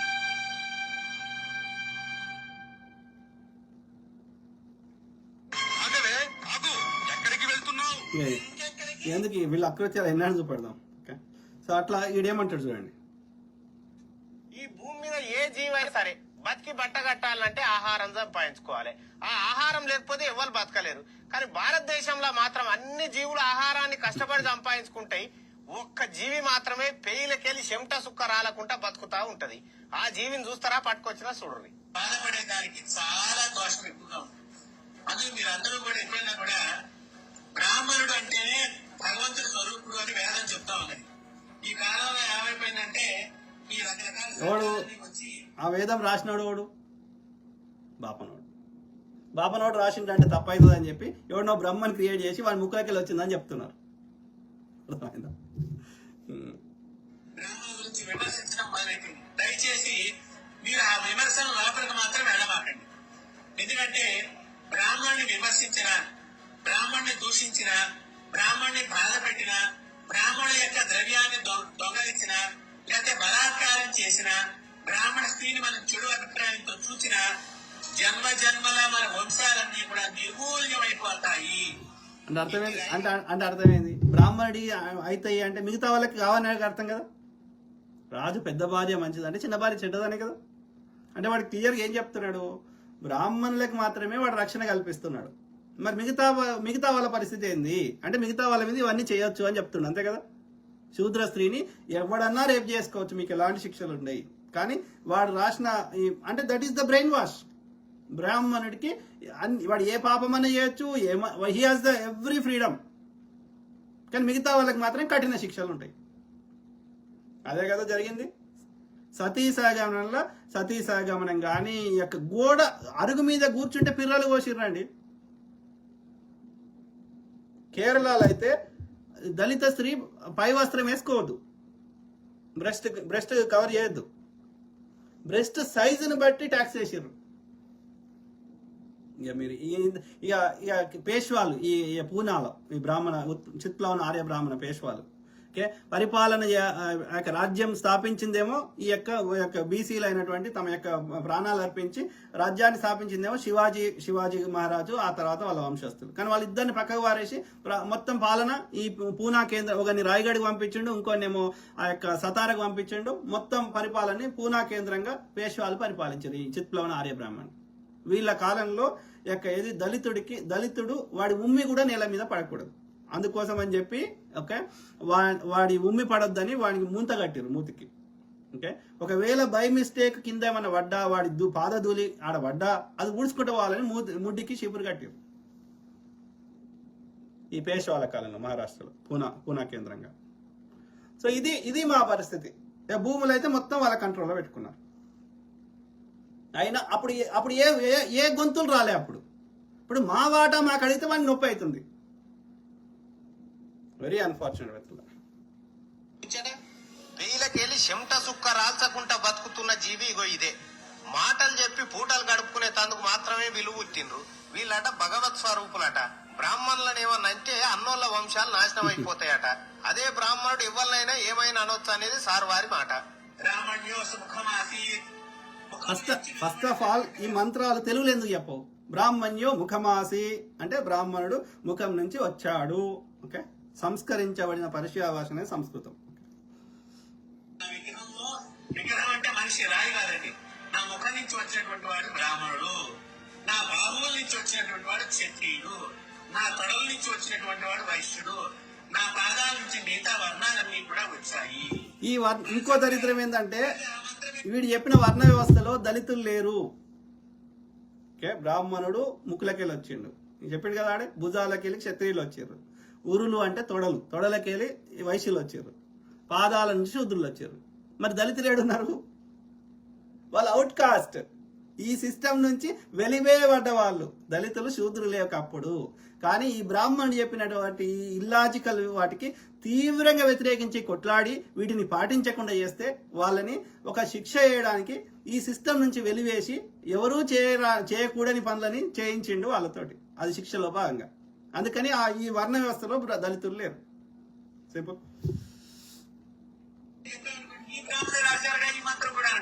అరే గాడిది, ఎవడైనా తల్లి గర్భంకెళ్ళి కదరా పుట్టేది. బ్రాహ్మణుడు ముఖంలోకెళ్ళి క్షత్రియుడు భుజాలకేని మా బీసీ ఎస్సీ ఎస్టీలంతా పాదాలకేని పుట్టినారు. ఎందుకురా ఈ పనివై మాటలు ఇంకెన్నొద్దులు చెప్తారా మాకు? ఓ నాగలి కట్టినోనివా నట్టు మీరు ఒక్క గుడికి పోయి వాడు చదివే మంత్రాన్ని వాడు సంస్కృతం చెప్పేదాన్ని తెలుగులో ఏందో అర్థం మీరన్నా ఇప్పుడు అన్ని గూగుల్ ట్రాన్స్లేట్లు వచ్చినాయి, అవన్నీ తీసుకొని ముందర పెట్టి మీరన్నా అనలైజ్ చేయండి. లేదు అంటే వాడిని ఎట్లన్నా మీరన్నా సంస్కృతం నేర్చుకొనైనా వాటిని తెలుగులో అర్థాలు తెలుసుకోండి. ఇక మీరు గుడికోరు, ఇక ఇట్లనే ఉంటాయి, ఇప్పుడు చెప్పినట్టే ఉంటాయి అన్ని. వాడు పెళ్లి మంత్రాలు చదవని, సావు మంత్రాలు చదవని, ఏదైనా ఉండని అలా బ్రాహ్మణుడు పైన ఉండాలి, వాడు ముక్కులకెళ్ళి వచ్చిండు, వీడిగా ఇదంతే. బ్రాహ్మణికి సేవ చేయాలి, బ్రాహ్మణికి ద్రవ్యం ఇవ్వాలి, బ్రాహ్మణికి గోవులు ఇవ్వాలి, బ్రాహ్మణికి చెత్త ఇవ్వాలి, ఇట్లనే ఉంటుంది చెత్త అంతా.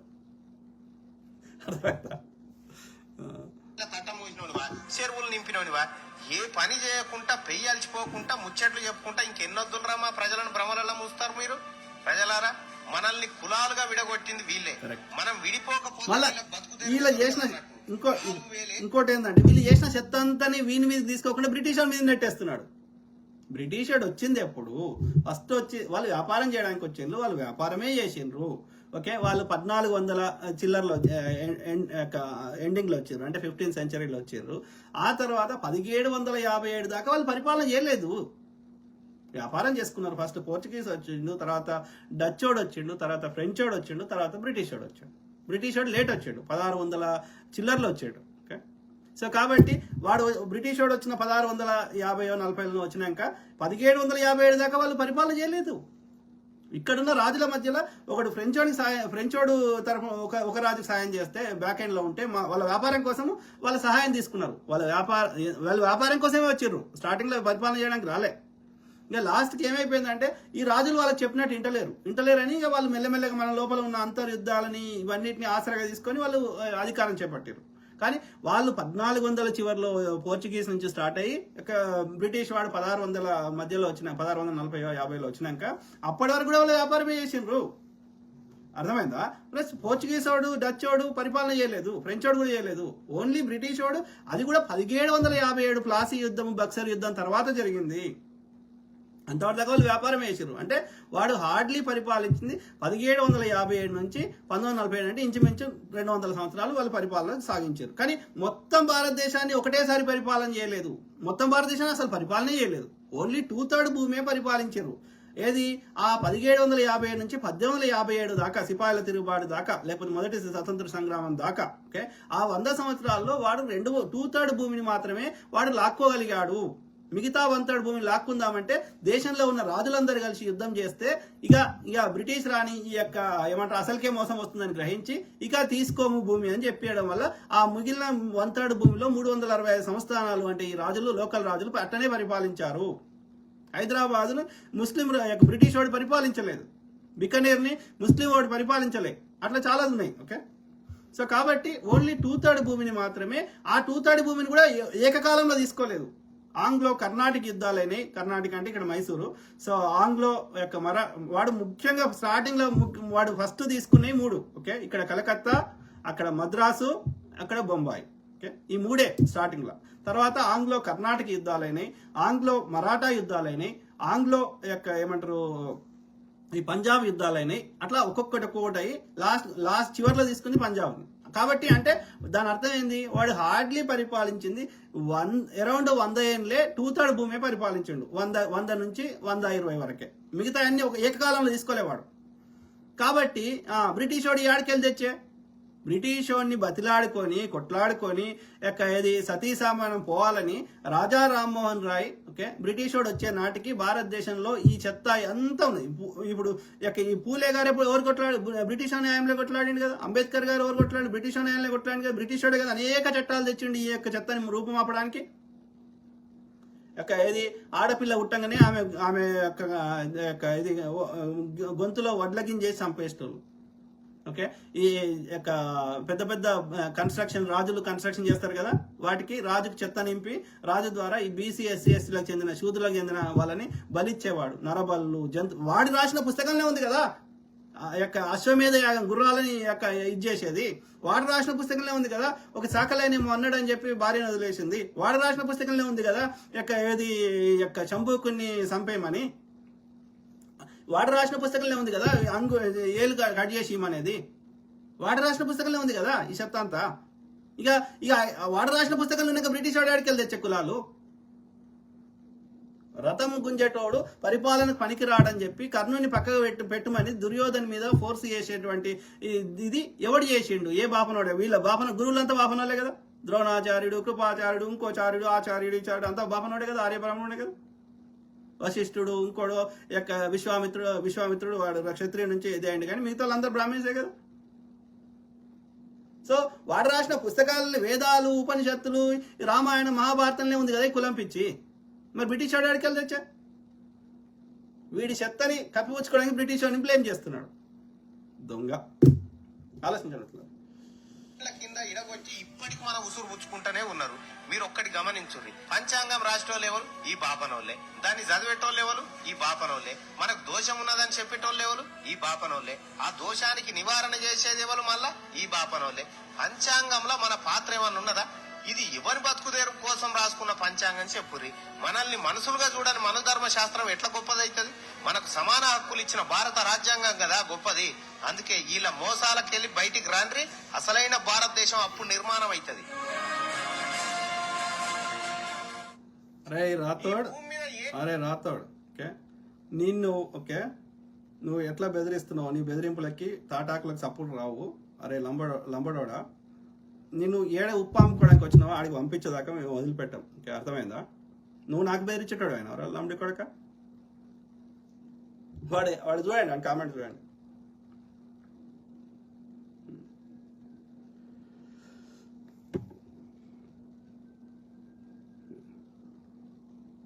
వీడు మందకృష్ణ గాడు వీడు ఇట్లాంటి జాతి ద్రోహులు ఉంటే ఏం చేస్తాం? ఏమంటుండీడు? ఏ పార్టీలో ఉన్నా బీజేపీకి ఓటేయాలంట. ఎందుకురా?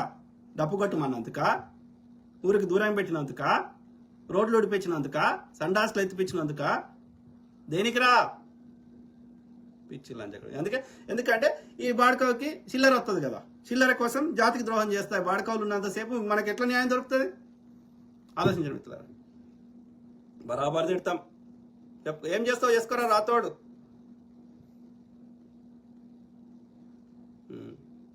ఎవరు? వీరాస్వామి వడ్డీ. I'm your follower, salute bro, thank you brother. Sir I beg your mobile number. తప్పకుండా నాకు మెసేజ్ పెట్టు బ్రదర్. వీరాస్వామి వడ్డీ. ఓకే, నాకు మెసెంజర్లో. రాతోడు బాయ్ వాడు ఏమంటాడు? నీది ఏ కులం అన్న? నాది పద్మశాలి. నాది బోడా అని ఉంటే ఇది లంబాడి అనుకుంటున్నారు కానీ కాదు, నాది పద్మశాలి. ఓకే. సో ఇట్లా అమెరికాలో కూడా వాళ్ళు మెక్సికన్స్ బోడా అని ఉంటే వాళ్ళ మెక్సికన్లు ఉంటుందంట, మెక్సికన్ అనుకున్నారు కానీ మాది పద్మశాలి. Okay, simple. లంబాడి వాళ్ళని ఎస్టీల నుండి తీసేయాలి అన్న. Correct brother. మాలకరం ఆమె ఇందిరాగాంధీ ఆమె మెదక్లో పోటీ చేసినప్పుడు ఆమెకు లంబాడలో ఆడ ఎక్కువ మంది సెటిల్ అయ్యారు. ఎందుకైనా తెలియదు. ఈ వరంగల్ ఎక్కున్నారు, ఈ మెదక్లు ఎక్కున్నారు, ఈ బంజారాలు. సో అందుకని వాళ్ళ ఓట్లు పడితే ఆమెకు గెలుస్తారని చెప్పి ఆమె వీళ్ళని ఎస్టీలో కలిపింది. వీళ్ళు ఎస్టీలు లేకుండే. ఓకే, వీళ్ళని తీసేయాలి. గోండ్ అన్నలు, కోయన్నలు, చెంచన్నలు, ఇంకా ఇక్కడున్న మూలవాసి ఆదివాసీ అన్నలు మీరు పోరాటం చేయండి. ఓకే, మీ తుడుం దెబ్బలు చూపెట్టండి. వీళ్ళని పంపిద్దాం, రాజస్థాన్కి పంపిద్దాం. వీళ్ళు ఎక్కువ నకరాలు దింగుతారు. ఓకే, తప్పదు. ఈ లాంగ్ బాడీలను పంపిద్దాం. ఆడ పోయి బీజాపన్ సంఖ అన్ని నాక్కోండి. ఓకే, రాతోడు బాయ్ పంపిద్దాం. రాజేష్ మామిడిపల్లి, మీరు కూడా ఒక గన్ను పెట్టుకోండి బ్రదర్. అప్పుడు కానీ వీళ్ళు మాట వినరు. అసలు చంపడం గురించే మాట్లాడరు. మీ కామెంట్స్లో పెట్టరు. అసలు గన్ను ఉందంటే అర్థం చేసుకుంటారు. 2 నిమిషాల్లో వస్తారు బ్రదర్. రాజేష్ మామిడిపల్లి బ్రదర్, 2 నిమిషాల్లో పోలీసు వాళ్ళు వస్తారు. ఓకే, మనము ఎవడు డోర్ కొట్టినా తీయొద్దు, ఫస్ట్ థింగ్. ఓకే, రెండోది మనకు కొంచెం అనుమానాస్పదంగా ఉన్న పోలీసులకు కాల్ చేయాలి. 5 నిమిషాల్లో మన దగ్గరకు వస్తారు. We should not take any risk. Okay, అర్థమైందా? గన్ను ఉండడం వల్ల ఏమంటారు, దానివల్ల నష్టమే జరుగుతుంది కానీ లాభం జరుగుతులేదు ఎవరికైనా. ఎందుకంటే ఒకవేళ బై మిస్టేక్లో మిస్యూజ్ చేస్తే నీ జీవితాంతం నువ్వు జైలు ఉంటావు. Okay, first thing. రెండోది, నువ్వు వాళ్ళలాగా ఎక్స్పర్ట్గా ఇప్పుడు వాడు ప్రిపేర్ అయ్యి వస్తాడు కాబట్టి నువ్వు ప్రిపేర్డ్గా ఉండవు కాబట్టి నీకు దాన్ని కరెక్ట్గా వాడడం తెలియదు కాబట్టి నువ్వు దాన్ని మిస్యూజ్ చేసే అవకాశం ఉంటుంది. చిన్నపిల్లలకి ఎక్కడ యాక్సెస్ వచ్చింది అనుకో ఇంకా ఇబ్బంది అవుతుంది. గన్నుని అది నువ్వు ఓపెన్గా క్యారీ చేసినా, చిన్నపిల్లలు ఉన్నప్పుడు క్యారీ చేసినా మళ్ళీ పెద్ద పనిష్మెంట్లు వస్తాయి.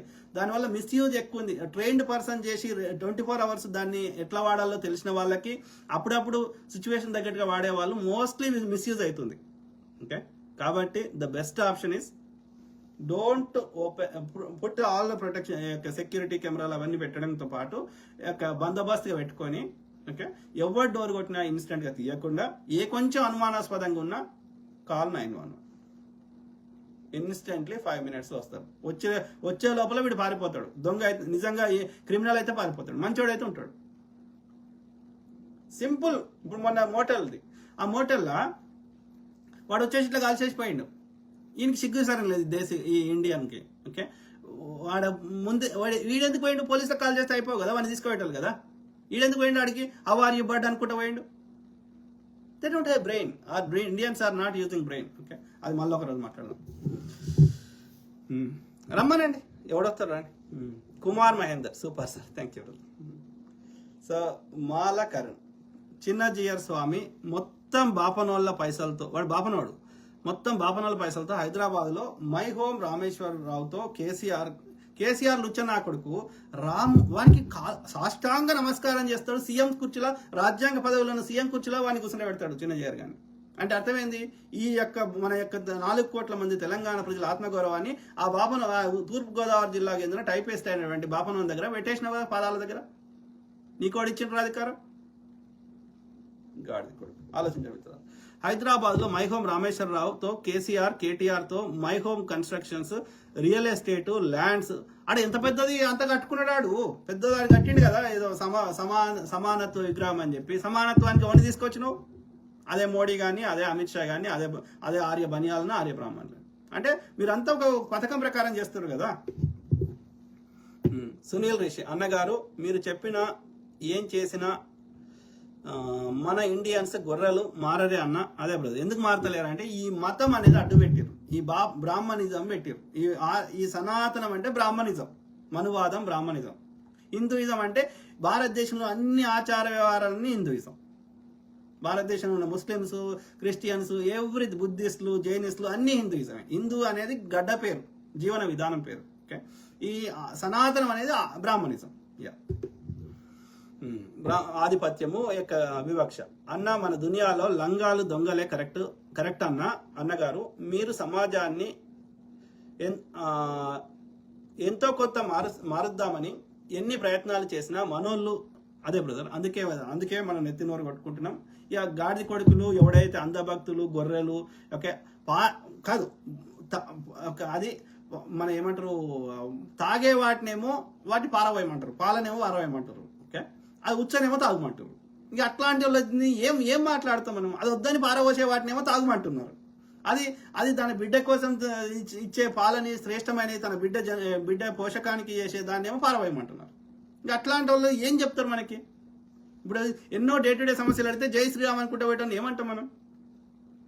మూర్ఖుడు, ఓకే, దోపిడీదారుడు, వివక్షదారుడు, శ్రమ దోపిడీ చేస్తున్నాడు, సంపద దోపిడీ చేస్తున్నాడు, అధికార దోపిడీ చేస్తున్నాడు, అన్ని రకాలుగా మనం దోపిడీ చేస్తుంటే మనం భరించాలి. ఎన్నేళ్ళు వానికి సేవ చేయడానికి మనం బతుకుండాలి. కాబట్టి 2 రొట్టెలు ఇస్తా, లేకపోతే 5 కిలోల దొడ్డు రేషన్ బియ్యం ఇస్తా అంటారు. ఆ దొడ్డు రేషన్ బియ్యం కూడా మనకి డిస్కౌంట్లు ఇస్తున్నాడు. ఆ దొడ్డు రేషన్ బియ్యం దాన్ని కూడా అది కొత్తగా పండించినప్పుడు ఇయ్యాడు, పారబోసేటి ఇస్తాడు. ఎందుకంటే వీడు అవి ఇవ్వకపోతే ఆడ ఈ కొత్తగా వచ్చిన ధాన్యం వాళ్ళ పెట్టలేడు గోదాములలో. అది పరిస్థితి. అది వాడి బతుకు. అంటే మన ఎంత మనిషి కాడ కూడా ట్రీట్ చేస్తాడు వాడు. ప్లీజ్ అన్న, ఇప్పుడున్న సమాజంలో లుచ్చాలు, లంగాలు ఎక్కువయ్యారన్న. ఎనీహౌ, నీ ప్రయత్నానికి నా సెల్యూట్ అన్న. నువ్వు ఇండియాలో లేకున్నా నీ విశ్వ ప్రయత్నానికి నా శిరస్సు వంచి నీకు వందనం తెలుపుతాను అన్నగారు. బ్రదర్ పేరు సునీల్ రిషి. తప్పకుండా బ్రదర్, ఇది నేను ఏమంటారు, okay, I'm trying my best. కానీ బట్ దీని ద్వారా ఒక్కరు ఇన్ఫ్లుయెన్స్ అయినా ఒక్కరు తమ దగ్గరనే ఉంచుకోరు. అట్లా తమలాగా 10 మందిని తయారు చేస్తారు. ఒక సమిష్టి మనం పోరాటం చేయడానికి, ప్రశ్నించడానికి అవకాశం ఉంటుంది. ఒక వ్యక్తి కొట్లాడితే మార్పు రాదు, కానీ ఒక సమాజం కొట్లాడితే మార్పు వచ్చే అవకాశం ఉంది. కాబట్టి నా శ్రమ వృధా కాదు. ఓకే, ఒక్కరు మారినా, ఒక్కరు కొట్లాడినా నా పెట్టిన ఎఫర్ట్కి ఫలితం వస్తుంది. లేకపోతే నేను 7 సంవత్సరాల అవతల నన్ను ఎంతమంది ఎట్లా ఫాలో అవుతున్నారు, లేకపోతే ఎంతమంది గుర్తుపడుతున్నారు, నా శ్రమను ఎట్లా గుర్తిస్తున్నారు అంటే సంహౌ మనం చెప్పాలనుకున్న మెసేజ్ చేరే వాళ్ళకి చేరుతున్నది. మార్పు వేల సంవత్సరాల నుంచి అణిచివేయబడ్డ బానిసత్వ మైండ్ సెట్ ఉన్న మైండ్ సెట్లని వీడి బానిస మైండ్ సెట్, వాడి ఆధిపత్య మనువాద మైండ్ సెట్, ఈ 2 బ్రెయిన్లు మారడానికి టైం పడుతున్నది. సో అందులో ఈ every effort is counting towards it. So కాబట్టి నా శ్రమ 1% కూడా వృధా కావట్లేదు. కాకపోతే టైం పడుతుంది. వేల సంవత్సరాల చేత మైండ్ ఆలోచన విధానం చెత్త ఒక సింపుల్ గా ఒక 2 ఏళ్ళు, 3 ఏళ్ళు, 5, 10 ఏళ్ళలో పొమ్మంటే పోతుందా? వస్తుంది. మార్పు మెల్లమెల్లగా అయినా వస్తుంది. ఇంకా కష్టపడితే, ఇంకా గట్టి కొట్లాడితే ఇంకా తొందర వస్తుంది. సింపుల్. సో కాబట్టి కష్టపడదాం. Thank you brother. తెలంగాణలో మీ ఊరు ఎక్కడ? రాతోడు బాయ్. ఏం చేస్తావో చెయ్యిరా బాయ్. మా ఊరు సిద్దిపేట. ఓకే, సిద్దిపేట అంటే కేసీఆర్, హరీష్ రావు ఉన్నాడు అది. రాతోడు బాయ్. కులం పేరుతో తిడితే అమెరికా వచ్చి సంపేరా లంజా కొడక బరాబర్ తిడతాం. ఎవడరా కులం పేరు పెట్టింది? ఎవడరా వర్ణ వ్యవస్థ పెట్టింది? నేను కాదు కదా. నా కులం పేరు నాకు ప్రకృతి పెట్టలేదు, సృష్టి పెట్టలేదు, నా శరీరం మీద ఎక్కడా లేదు పుట్టినప్పుడు. ఓకే, సో కాబట్టి పుట్టిన అందరినీ తీసుకొని ఒక దగ్గర పెడదాం బట్టలు లేకుండా. ఓకే, ఎవడు ఏ కులమో చెప్పురా చూద్దాం. మరి నా కులాన్ని అంటగట్టింది ఎవడు? నాకు మా నాయన కంట కట్టింది ఎవడు? మా తాత కంట కట్టింది ఎవడు? ఈ కులమోడు ఈ వృత్తే చేసుకొని బతకాలని చెప్తున్నాడు ఎవడు? ఇప్పుడు వీడియోలతో చదువు పెట్టా కదా. మనధర్మ శాస్త్రాన్ని రాసింది ఎవడు? ఈ కులాలు పోకూడదని చెప్తున్న లంచ కొడుకోడు చూపెట్టినా కదా. వీడు బ్రహ్మ ముక్కులకేలు వచ్చినవాడు, వీడు ముడిలకేలు వచ్చినాడు అని చెప్తున్నాడు. నేను కాదు కదా. కాబట్టి కులం పేరుతో తిడితే బరాబర్ తిడతాం. మరి గోండోళ్ళు ఏం చేసిర్రు? గోండన్నలు ఏం పాపం చేసిర్రు? కోయన్నలు ఏం పాపం చేసిర్రు? చెంచా అన్నలు ఏం పాపం చేసిర్రు? వాళ్ళ వాటాలు వాళ్ళకి ఎందుకు రావద్దురా? లంజా కొడక, లాంగ్ బాడీ పో, లాంగ్ బాడీ. అర్థమైందా? వేస్ట్ నా కొడక, పో రాజస్థాన్ పోయి ఉప్పు అమ్ముకో పో. లంజా కొడక బరాబర్ తిడతాం. సంపురా చూస్తా. సంపు. నువ్వు చంపుతుంటే మేము కూర్చుంటాంరా. నువ్వు ఒక్కడు పడితే నా 4 అంతా. రాజేష్ మామిడిపల్లి, మీకు బిగ్ బాస్ లో అవకాశం వస్తే పోతారా పోరా? ఇండియాలో ఉంటే ఆలోచిస్తారు కదా, అమెరికా నుంచి నేనైతే పోను, ఎందుకంటే నా పిల్లలు ఇదంతా ఉంది. కానీ ఒకవేళ ఇండియాలో ఉంటే ఆలోచిస్తా బిగ్ బాస్ అనేది. ఎవరు మాలాకరణ్, తప్పేముంది బ్రదర్, తప్పేముంది, పోతే మంచిగానే ఉంటుంది కదా. యాక్టివ్ పార్టిసిపేషన్ కానీ, అంటే ఫిజికల్ టాస్క్లు మరీ బలం ఉన్నందే రాజ్యం అవుతుంది కాబట్టి ఫిజికల్ టాస్క్లు కాకుండా కొంచెం మెంటల్ టాస్క్లు ఎక్కువ పెడితే, అంటే ఎక్కువ ఫిజికల్ స్ట్రెంత్ లేకుండా మెంటల్ టాస్క్లు పెట్టి ఉంటే ఇంటరాక్షన్ మంచి ఒక ఎన్వైరన్మెంట్ ఉంటుంది, పోవచ్చు, ఏం తప్పేం కాదు. మాలకరం, మందకృష్ణ మాదిగకి రిజర్వేషన్ ఇచ్చిన అంబేద్కర్ శత్రువు అంటరాని వాడి అలాగా చేసినావు ఈ బీజేపీ. ఏం లేదు బ్రదర్, ఇదే దీన్నే బానిస మెంటాలిటీ అంటారు. అగ్రకులం వాడు జర 4 పైసలు ఇచ్చినా, లేకపోతే చిల్లర ఇచ్చినా, లేకపోతే హగ్గు చేసుకున్నా, వీడన్ని వీని గోచిపట్ట కూడా వానికి ఇవ్వడానికి సిద్ధంగా ఉంటాడు. ఎందుకంటే వీని మైండ్ సెట్ ఈ బానిస మెంటాలిటీ నుంచి బయటకు వస్తలేదు. ఇది అయితే చిల్లరనే ఇప్పుడు సోకాల్డ్ అగ్రకులాలలో వాళ్ళు దొంగతనం చేసినా, దోపిడీ చేసినా పెద్ద లెవెల్లో చేస్తారు, 1000 కోట్లు 100 ఎకరాలు ఇట్లా చేస్తారు. వీడి చిల్లర కమ్ముడు పోతాడు ఈ గాడిద కొడుకు. అంటే అర్థమైంది, వీడికి బానిస మెంటాలిటీ నుంచి బయటకు వస్తలేరు. అందులో బెస్ట్ ఎగ్జాంపుల్స్ ఈ మందకృష్ణ, అట్లనే ఈ యొక్క ఆర్ కృష్ణయ్య. వాడొక ఎంపీ పదవి ఇచ్చినా, లేకపోతే వాడు చిల్లర ఇచ్చినా, లేకపోతే వాడు హగ్గు ఇచ్చినా, వీడు అన్ని గోచిపట్టతో సహా ఇచ్చేస్తాడు. మన జాతి గౌరవాన్ని అన్ని తీసుకొని వాని కాళ్ళ దగ్గర పెడతాడు. ఇట్లాంటి వాళ్ళు ఉన్నంతసేపు, వెన్నుముక్క లేని గాడిద కొడుకున్నంతసేపు మన యొక్క చట్టాలు, మనకి న్యాయం దొరకదు.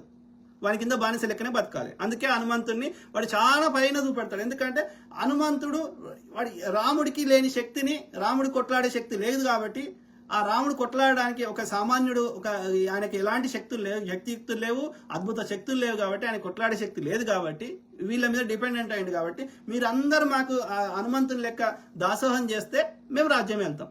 అందుకని హనుమంతుని గొప్ప చూపెడతాడు. ఎందుకంటే హనుమంతుడు చేసినట్టు మనం అందరం చేయాలని ఈ ఆర్యులకి సేవ. అది కుట్ర. అర్థమైందా? సో ఈ వానరుల యొక్క భార్యలేమో నార్మల్ మూతులు ఉంటాయి, మీరు వాళ్ళ తోకలు ఉన్నాయి. కానీ ఈ మగవాళ్ళ వానరులకు మాత్రం తోకలు ఉంటాయి, మూతులు ఉంటాయా? మీరు జాంబవంతుని భార్య కానీ, హనుమంతుడిని పెళ్లి చేసుకోలేదు, అంగదుని భార్య కానీ, మిగతా వాళ్ళకి ఎవరికి ఉండే మూతులు ఇట్లా, లేకపోతే వెనక తోకలు ఉండే. మరి ఆడ కోతులకు తోకలు ఉంటాయి, మగ కోతులకు తోకలు ఉంటాయి. అంటే అర్థమైంది, వాళ్ళు వానరులు కాదు. వానరులు అంటే వనంలో ఉండే నరులు. అర్థమైందా? అడవులలో ఉండే అడవి మనుషులు వాళ్ళు. కర్ణాటక ప్రాంతంలో, ఈ హంపి ప్రాంతంలో, ఈ కిష్కింద ప్రాంతంలో ఉండేటువంటి అడవి మనుషులు వాళ్ళు. వాళ్ళకి ఏంటంటే అడవి మనుషులకి ఎగిరేటువంటి టెక్నిక్ కూడా వాళ్ళు నేర్చుకున్నారు. కొన్ని యోజనాల వరకు వాళ్ళు ఎగిరేటప్పుడు, బాక్సింగ్ చేసేటప్పుడు మూతికి ఇట్లా పెట్టుకుంటారు కదా, మూతి ఎత్తుకుంటుంది కదా, ఎందుకంటే అది బ్రీతింగ్ ఆపుకోవడానికి. అట్లా వీళ్ళు మూతికి ఇట్లా పెట్టుకొని ఆ తోక ద్వారా చెట్లు ఎక్కడము, అట్లా ఎగరడము, ఇవన్నీ నేర్చుకున్నారు కొన్ని టెక్నిక్స్ అడవి మనుషులు. అందుకని వాళ్ళు చూడడానికి అట్లా అనిపించే వాళ్ళు, కానీ వాళ్ళు నిజంగా వాళ్ళు కోతులు కాదు, వాళ్ళు మనుషులే. Okay, simple. కాకపోతే ఆయన ఎందుకు హైలైట్ చేస్తున్నారంటే ఈ మూలవాసులు మా ఆర్యులకి అట్లా హనుమంతుని లెక్క సేవ చేయాలనేది కాన్సెప్ట్. సింపుల్. ఓకే, మన బానిసలు చేస్తున్నారు అంతే. వాడి అలాగా చేసిన ఈ బీజేపీ ఆర్ఎస్ వాళ్ళకి ఓటు వేయాలి అంట మాదిగ కులంకి సిగ్గులేదు. వానికి మందకృష్ణ మాదిగ అనేటువంటి సిగ్గు, శరము, మానము, లజ్జ లేదు. అన్నం తింటుండో, వాడు గడ్డి తింటుండో, ఇంకేం తింటుండో నాకు తెలియదు. ఓకే, వాడు జెన్యున్గా కొట్లాడంటే ఎప్పుడో వర్గీకరణ జరిగేది. వాడు ఎప్పుడు చూసినా చిల్లర బతికే తప్ప ఏం చేసుకుంటాడో నాకు తెలియదు తప్ప.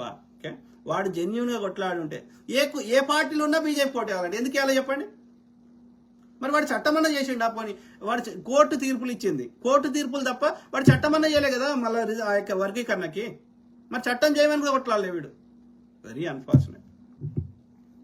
హెచ్ఆర్వే, బ్రాహ్మణిజం శూద్రులను ఎన్నటికీ బానిసలుగానే చూస్తుంది. ఆ విషయం అర్థం చేసుకోవడానికి శూద్రుల్లో ఒక్కరు కూడా, అదే బ్రదర్ మనలకి ఏంటంటే ఈ ఏమంటారు, అదే బానిస మెంటాలిటీ. కానీ ఒక చిల్లరతోటి బతికేద్దాం, ఓకే, ఈ దేశము ఇక మనకు ఇంతకంటే పైకి వద్దు అన్నట్టుగా బతికేస్తారు. దాన్ని బానిస మైండ్ సెట్ అంటారు కదా, మెంటాలిటీ అదే. సో అందులోకెళ్ళి బయటకు వస్తలేరు. నేనెందుకు కావద్దు, నేనెందుకు ఇదిగా ముఖ్యమంత్రి కావద్దు, నేనెందుకు ఈ యొక్క ఉన్నత స్థానంలో ఉండొద్దు, నేనెందుకు ఇచ్చే స్థానంలో ఉండొద్దు, నేనెందుకు తీసుకునే స్థానంలో ఉండాలి. ఈ మైండ్ సెట్ పోతలేదు ఈ గాడిద కొడుకులకి. 1000 సంవత్సరాల నుంచి అట్లా ఉంది, అది పోతలేదు.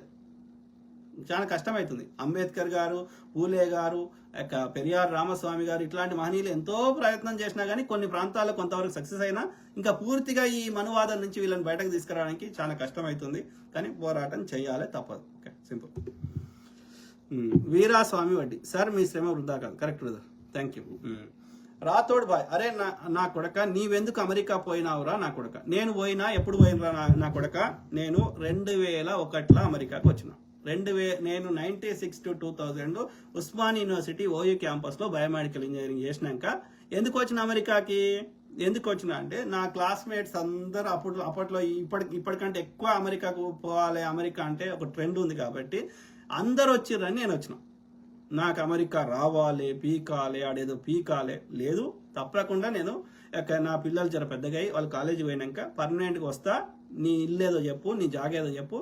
ఓకే, నేను నాతో పాటు నా సపోర్టర్స్ కానీ సెక్యూరిటీ కానీ అందరిని తీసుకొని వస్తా. రోడ్ మీద కూర్చుంటే గల్ల పట్టుకొని కొట్లాడు. అర్థమైందా? 3-4 ఏళ్ళు అయితే నా పిల్లలు జర పెద్దగా అవుతారు, కాలేజీకి పోతారు.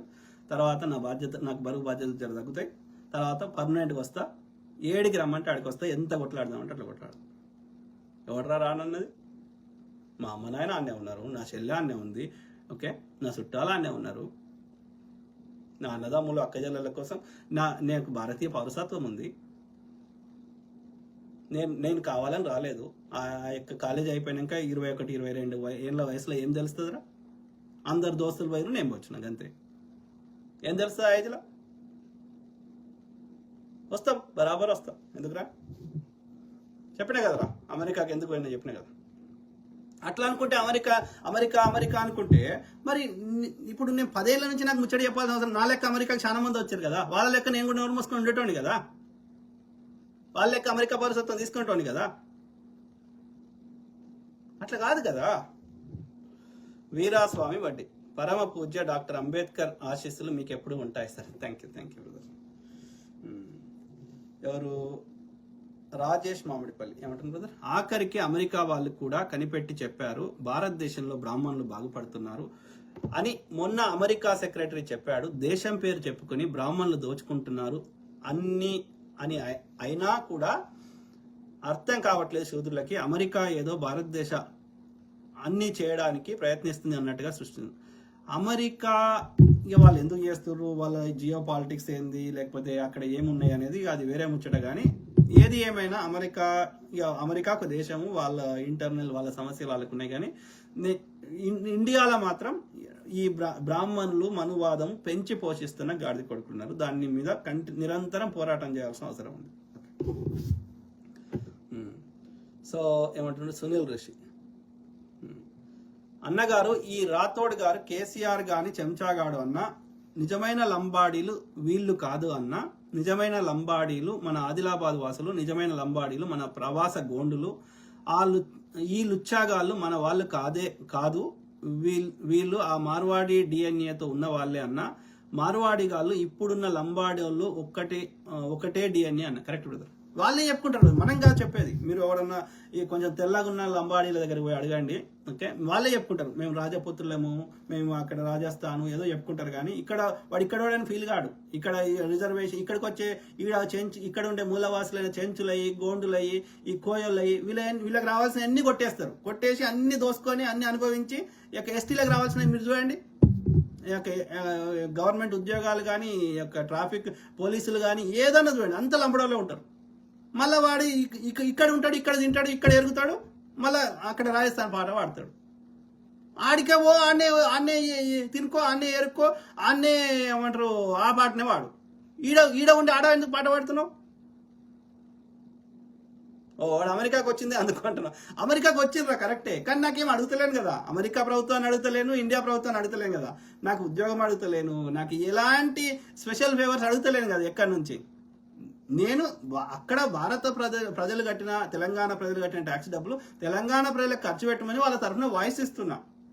నాకున్న విశ్లేషణ కానీ, నాకున్న చదువు కానీ, నాకున్న తెలివితేటలు కానీ, నా వాయిస్ కానీ, నా గొంతు కానీ వాళ్ళ తరఫున మద్దతుగా మాట్లాడుతున్నా తప్ప అందులో ఇక్కడ అమెరికా ప్రభుత్వాన్ని కానీ, అక్కడ భారత ప్రభుత్వాన్ని కానీ, నాకు స్పెషల్గా తెలంగాణ ప్రభుత్వాన్ని కానీ నాకు ఏదైనా ఫేవర్ కావాలి, నాకు పదవి కావాలి, నాకు పైసలు కావాలి, నాకు ఇంకోటి కావాలని అడుగుతలేను కదా. సో అది ఎక్కడున్నా చేస్తా, అమెరికాలోనే కాదు, ఆఫ్రికా రేపు పొద్దున ఆఫ్రికాకు పోయినా చేస్తా, భారతదేశంకి వచ్చినా చేస్తా. దాంట్లో నా స్వార్థ ప్రయోజనం ఏం లేదు కదా, ఏడుంటేంది. మీరు అట్లా చేస్తలేరు కదా, మీరు ఇక్కడ తెలంగాణలో వండుకుంటా రాజస్థాన్ పాట పాడుతారు కదా, లేకపోతే అక్కడ బీజేపీ పాట పాడతారు కదా, ఉత్తరాది ఆధిపత్యం మా మీద రుద్దే ప్రయత్నం చేస్తారు కదా, మీ జై శ్రీరామ్ని మా మీద రుద్దుతారు కదా, మా ఎల్లమ్మని పోషం జై ఎల్లమ్మ అనవు కదా నువ్వు, రాతోడు జై పోషమ్మ అనవు కదా,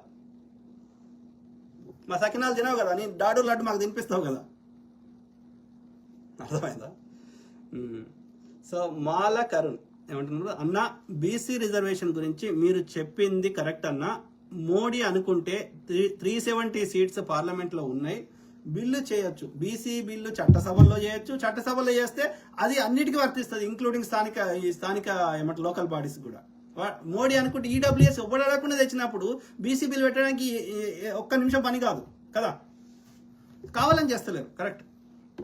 కానీ మోడీ చేయడు, ఎందుకంటే వాడు బీసీఏ కాదు, వాడు Bania, okay, Arya Bania. BC bill 42% reservation. కానీ ఇది నా బాధ ఏంటంటే లోకల్ బాడీస్కే ఇంత ఫైటింగ్ ఉంటే ఇక చట్టసభలో నేను ఊహించుకోలేకపోతున్నా ఎంపీలు ఎమ్మెల్యేలకి. అది కదా మెయిన్ అధికారం. ఇక హైకోర్టు జడ్జిలు, సుప్రీంకోర్టు జడ్జి మీదనే చెప్పులు వేసే స్థాయికి దిగజారిందంటే ఆ జడ్జి స్థానంలో బాబునోడు ఉంటే వేస్తాడా వీడు? ఆలోచించాను ఇట్లా. ఒక బాపనోడి మీద ఉచ్చబోసి ఉన్నాడు, గిరిజన్ మీద, అక్కడెక్కడ మధ్యప్రదేశ్లో. ఇక దళితుల మీద అయితే లెక్కలేని అకృత్యాలు. మరి ఎందుకు అగ్రకులాల బాపనోడి మీద జరగాలి కదా, జరిగితే ఎన్కౌంటర్లు అవుతాయి అంటే అర్థం ఏంది? అధికారాలు వాళ్ళ దగ్గర ఉన్నాయి, సిస్టమేటిక్గా డిస్క్రిమినేషన్ జరుగుతుంది, సింపుల్. పోలీసుడు వాడే ఉంటాడు, జడ్జి వాళ్ళోడే ఉంటాడు, ఎమ్మెల్యేలు వాళ్ళే ఉంటారు, ఎంపీలు వాళ్ళే ఉంటారు, పైసలు వాళ్ళ దగ్గరనే ఉంటాయి, భూములు వాళ్ళ దగ్గరనే ఉంటాయి. నిరంతరం మనని సంపుడు. ఇలా మొన్న ఆపరేషన్ కగారు మీద వాళ్ళు చంపిన వాళ్ళు అందరూ ఎవరు బీసీ ఎస్సీ ఎస్టీలు కదా, వాళ్ళ ఒక్క బాబనాడు ఉన్నాడా? Very unfortunate. ఆర్య బనియా లేడు, ఆర్య బ్రాహ్మణులు దోసుకున్నట్లు ఉన్నారు. మళ్ళీ ట్యాక్సులు కట్టట్లా మనం ఉన్నాము, శ్రమ ఇచ్చట్లా మనం ఉన్నాము, మధు పని చేసట్లా దోసుకున్నట్లు వాళ్ళు ఉన్నారు. ఇక్కడ భూ ఖనిజాలు, భూమి, ఎవ్రీథింగ్, బడ్జెట్లు. Very unfortunate. కానీ ఇదే బీసీలు హిందూ అనేది ఇక్కడ మూలవాసులు. సనాతనం ఆర్యం అనేది, ఆ బ్రాహ్మణిజం అనేది వారి చెత్త. వీడికి అర్థమైతలే ఎడ్డి నా కొడుకులకి, ఇక్కడ ఉన్న వాళ్ళకి చేపిద్దాం, అర్థం చేపిద్దాం. రాతోడు టాలెంట్ ఉందనే కదరా అమెరికా వెళ్ళావు, మేము మా టాలెంట్ తోనే పైకి వస్తున్నాం, ఎవరిది లాక్కోలేదురా. ఓకే, ఈ రాతోడు అంటున్నాడు. మరి లాక్కోకపోతే ఎస్టీ వర్గీకరణ చేద్దాం, లంబాడీలను ఎస్టీలకు రిమూవ్ చేద్దాం. మీరు ఇక్కడ మూలవాసులు కాదు కదా, మీరు అగ్రకులం కదా, మీరు రాతోడులు కదా, మీరు ఏమంటారు, మీరు ఆయన పేరేంది ప్రతాప్ ఉండే కదా, సో వాళ్ళ వంశస్థులు కదా, మీరు రాజపుత్రులు కదా. వెళ్ళిపోండి, ఆడనే ఉప్పు అమ్ముకోండి, లేకపోతే ఆడ రాజ్యం వెళ్ళుకోండి, లేకపోతే మిమ్మల్ని ఎస్టీ రిజర్వేషన్ తొలగిస్తాము. ఓకే, మిగిలిన వాళ్ళకి ఎస్టీ వర్గీకరణ చేస్తాం. ఉండండి, మీరు ఫిజికల్గా వెళ్ళిపోమంటలే మేము, మీరు ఇక్కడ రావాల్సిన వాళ్ళకి రాణిస్తలేరు కదా, అది మోసం చేస్తున్నారు. అందుకని మీరు ఎస్టీ రిజర్వేషన్లకి తీసేస్తాం అంతే, లంబాడీలను. మీరు ఉండండి, మీ టాలెంట్ ఎంత చూపెడతారో ఉండండి, ఎవడొద్దన్నాడు, మేము బొమ్మట్లేం కదా. ఎవరు? వీరాస్వామి వడ్డీ. వాస్తవాన్ని ప్రచారం చేస్తున్న మీపై అవగాహన లేని అగ్రవర్ణాల చెంచాల బోకులు వాళ్ళు తిట్టిపిస్తారు. చిల్లరకు అమ్ముడు పోయి గాడిద కొడుకులు వాళ్ళతోటి వాళ్ళు చిల్లర ఇస్తే వీడు తాగి వరుతుంటాడు అంతే. ఎవరు? ఈ రాతోడు లాంటి. వాస్తవాన్ని ప్రచారం చేస్తున్న మీపై అవగాహన లేని అగ్రవర్ణ చెంచాల బోకుల మాటలు పెద్దగా పట్టించుకోకండి సార్. నిజమైన నాలాంటి అంబేద్కర్ వారసులు ఎంతో మంది ఉన్నారు. Correct brother. వీరాస్వామి వడ్డీ. ఐఎమ్ వెరీ థ్యాంక్ఫుల్ టు నా యొక్క ఏమంటారు గుడ్ ఇంటెన్షన్ ని అర్థం చేసుకొని నాకు మద్దతు ఇస్తున్నటువంటి నా అన్నలు, తమ్ముళ్ళు, అక్కలు, చెల్లెళ్ళు, మిత్రులు అందరికీ కృతజ్ఞతలు. Very thankful. ఓకే, ఎందుకంటే ఇది సమిష్టి కృషి, నేను ఒక్కరిని చేయలేను. మీకు అవగాహన చేయించవడాకే నేను చేయగలుగుతా, కానీ గ్రౌండ్లో ఉండి పోరాటం చేయాల్సింది మనందరం. ఓకే, ఎవడ్రా రాజస్థాన్ పాట పాడుతుంది, నువ్వు అమెరికాలో ఉంటూ భారత్ అని చెప్పుకోవడం లేదా? నేను ఏం చెప్పుకున్నా? నాకేమైనా స్పెషల్ ఫేవర్స్ అడిగినా? అడగలే కదా. నా మాతృదేశం మీద ప్రేమతోటి అక్కడ ఉన్న సంపదాన్ని అందరికి సమానంగా చెందాలి, సమన్యాయం జరగాలని పోరాటం చేస్తున్నా. నేనేం అడుగుతా, అమెరికాలో ఉండి నాకు భారత్ నుంచి ఇది పంపి అది పంపి లేకపోతే ఇంకోటి నేను భారత్కి వస్తా, నాకు ఈ పదవి ఆ పదవి, I'm not asking any special favours కదా. అని మీరేం చేస్తున్నారు? తెలంగాణలో ఉండుకుంటా రాజస్థాన్ గొప్పది, మేము గొప్ప కులము, మేము యొక్క రాతోడ్లము, మేము పరిపాలన చేసినాము, మేము ఈ యొక్క ఎస్టీ రిజర్వేషన్ అనుభవించుకుంటా మేము రాజులము అని చెప్తే ఎవడు వింటారా? ప్లస్ మిగతా మీ తోటి సోదరులకి, మిగతా ఎస్టీలలో ఉన్న మిగతా ఇక్కడ మూలవాసులైన కులాలకి వాళ్ళకి రావాల్సిన రాకుండా చేస్తుంది మీరే కదా. ఇక్కడ బీజేపీ ప్రభుత్వాన్ని తేవాలని ప్రయత్నం చేస్తుంది మీరే కదా. జై శ్రీరామ్ అని మా పొద్దుగాలు వేస్తే మా మీద నెత్తి నింపుతుంది మీరే కదా. ఇక్కడ ఉన్న లోకల్ వ్యాపారస్తులని చంపేసి ఆ ఉత్తరాది మార్వాడి వ్యాపారస్తులకి ఊతమిస్తుంది మీరే కదా. ఈ మనువాద మెంటాలిటీ ఉన్న వాటికి, ఈ దోపిడీ మెంటాలిటీ ఉన్నటువంటి పార్టీల బీజేపీ బీఆర్ఎస్ లో సంకనాక్తుంది మీరే కదా. లెఫ్ట్ పార్టీలు లేవా, కమ్యూనిస్ట్ పార్టీలు లేవా, ఇంకో పార్టీ లేదా? లెఫ్ట్ పార్టీలకు మీరు మద్దతు ఇస్తలేరు కదా, దోపిడీ పార్టీలకి రైట్ పార్టీలకి ఈ మద్దతు ఇస్తారు కదా, మీరే కదా చేస్తుంది.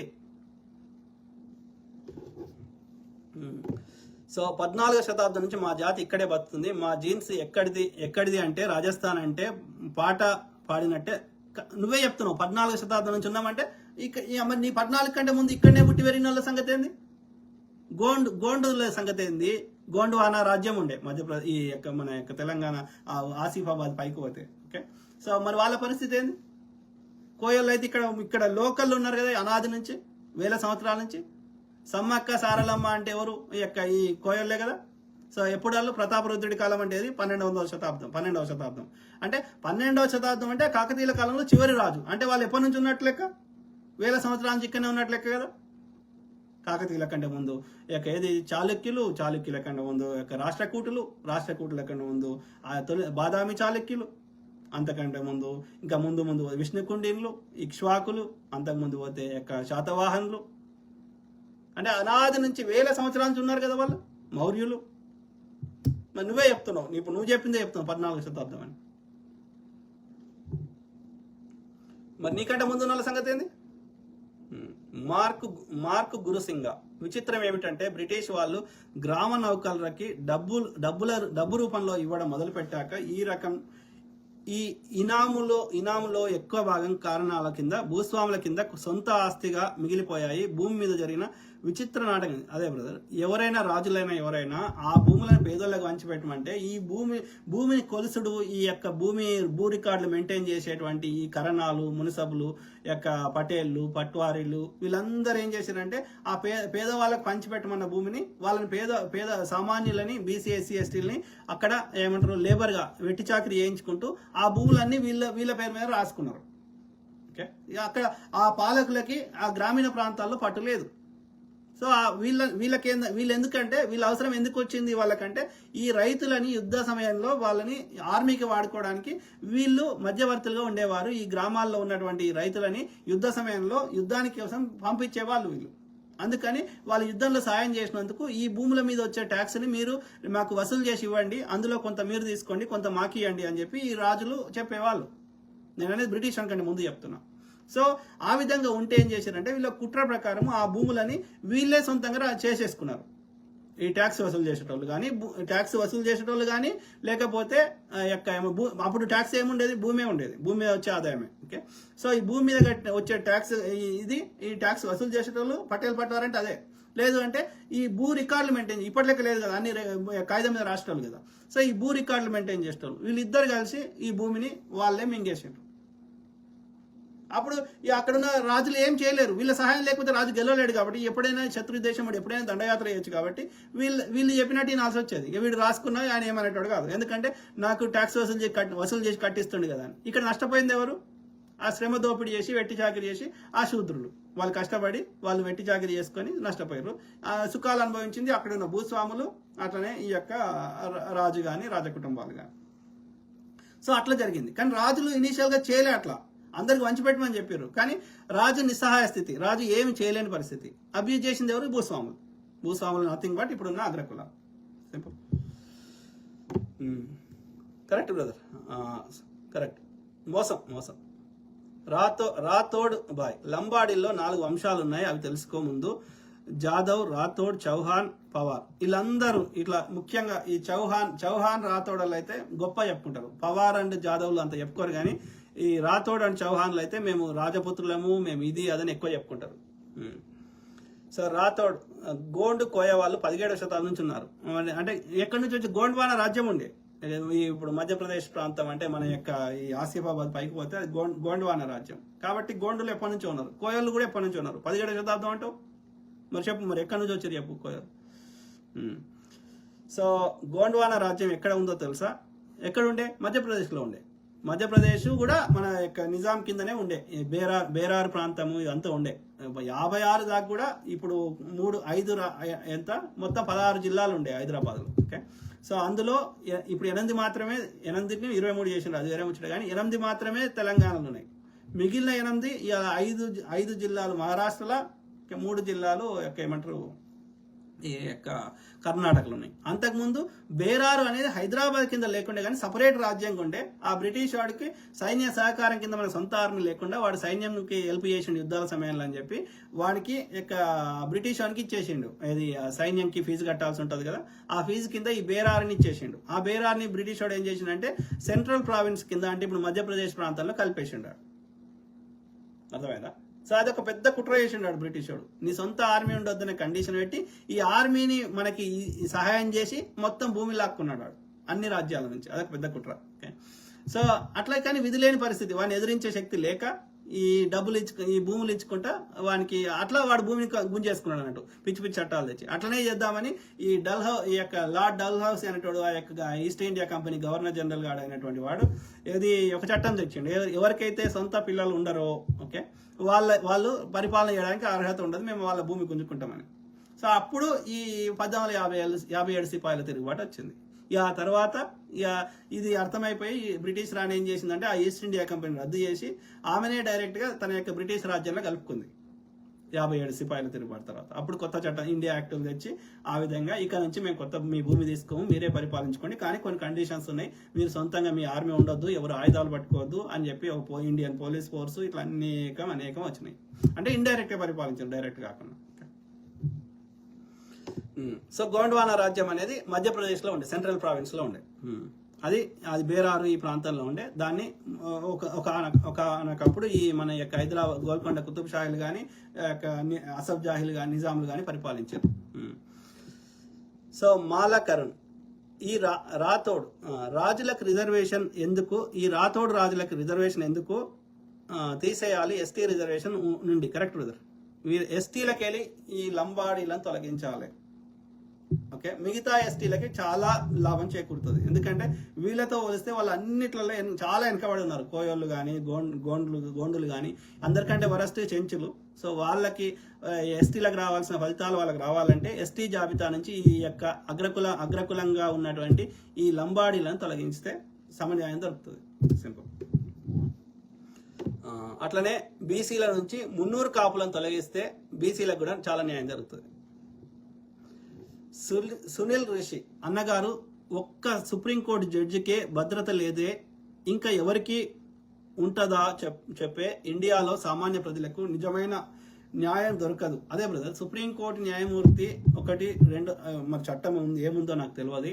ఈ సుప్రీంకోర్టు న్యాయమూర్తిగా లేకపోతే జడ్జిగా ఎవరైతే పనిచేసినారో వాళ్ళు రిటైర్ అయినా కూడా 5 ఏళ్ళలో 10 ఏళ్ళలో వాళ్ళ ఏమంటారు వాళ్ళు ఎప్పటి వరకు సేఫ్గా లేదు అనిపిస్తే వాళ్ళకి స్పెషల్ ప్రొటెక్షన్ ఒక ఆఫ్టర్ రిటైర్ అయినా కూడా 5 to 10 years వాళ్ళకి ఇవ్వాల్సిన అవసరం ఉంది ఇది జడ్జిలకి. ఓకే, ఎందుకంటే వాళ్ళు ఏదో న్యాయం కరెక్ట్ ఏదనిపించిందో ఆ తీర్పు ఇచ్చినాక మళ్ళీ రేపు పొద్దున్న రిటైర్ అయినా కూడా వాళ్ళ మీద దాడులు చేయాలని నమ్మకం ఏంది?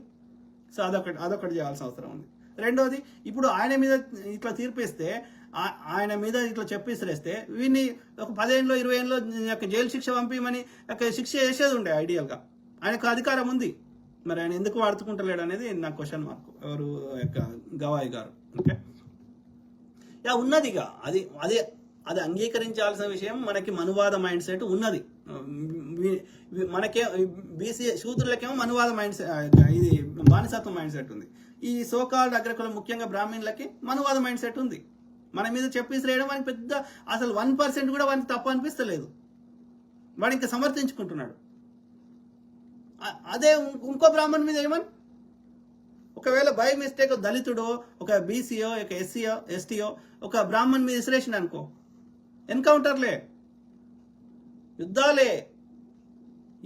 Same thing. ఈడబ్ల్యూఎస్ ఎవడు అడగకుండా తెచ్చిండు. ఈ బీసీ అడిగితే ఇప్పుడు యుద్ధం చేస్తున్నారు, మీరు వేస్ట్ కావాలని తిడుతున్నారు. సో ఇదే మనువాదం అంటే ఎందుకు, ఇదే అర్థమైందా? సో ఇది పోవాలంటే చాలా కష్టమవుతుంది. Very unfortunate. షూ విసిరితే మరగని కుక్కలు ఇవాళ ఎక్కువ మరుగుతున్నాయి అన్న నిజంగా నీతి నిజాయితీ. ఎందుకంటే వాళ్ళకి ఈ దోపిడీ మెంటాలిటీ నుంచి అది ఎల్లకాలం అట్లనే దోపిడీ జరగాలి, న్యాయం ఇట్లా వాడు రాసుకున్న పుస్తకమే తప్పు రాసుకున్నాడు. సో దాని పుస్తకాన్ని ఇప్పుడు పార్లమెంట్ ఓపెనింగ్ ఎవరు వచ్చిర్రు, గతంలో గతంలో అన్ని మతాల వారు అందరు ట్యాక్సులు కడుతున్నారు, అన్ని దేశ జాతీయవాదులు, దేశం మీద ప్రేమ ఉన్న వాళ్ళు వచ్చారు. ఇవాళ కదా చూడండి, అంటే అది క్లియర్గా ఇప్పుడు ఇట్స్ ఆల్ ఇండికేటర్స్, అవన్నీ మనకి ఒక ఇండికేషన్ చూపెడుతున్నాయి కదా. ఇది అంత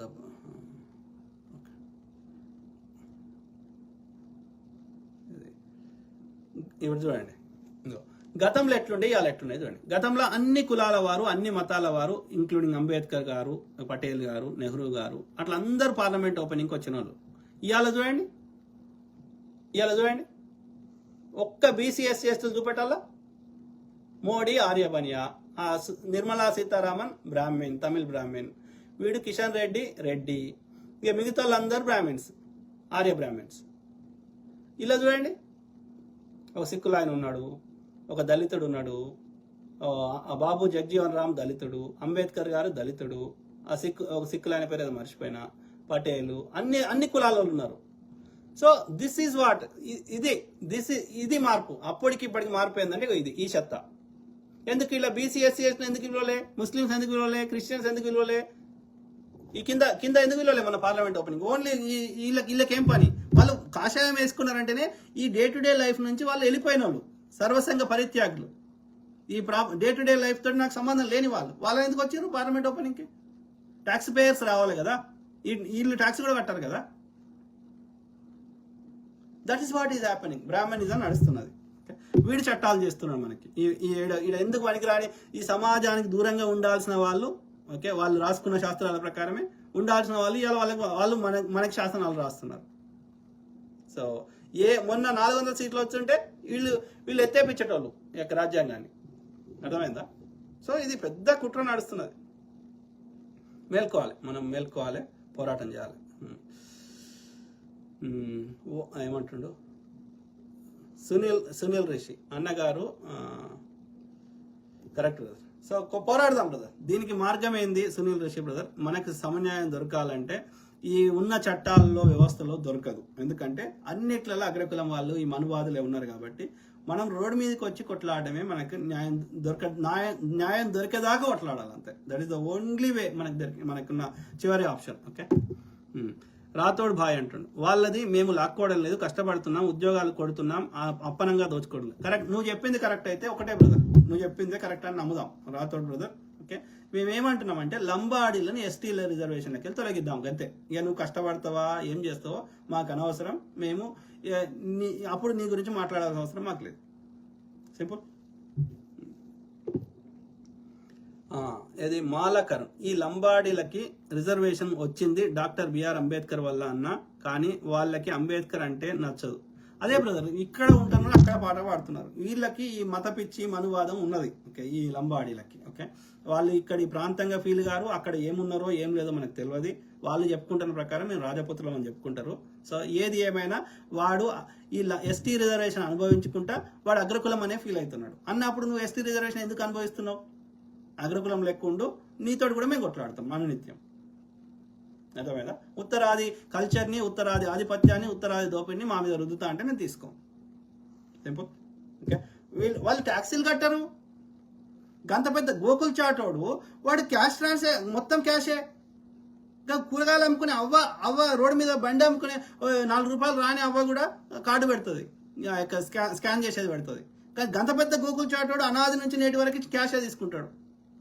వాడు రిసీట్ ఇయ్యాడు, రిసీట్ ఇస్తే ఒక రేటు పెడతాడు, రిసీట్ ఇవ్వకపోతే ఇంకో రేటు పెడతాడు.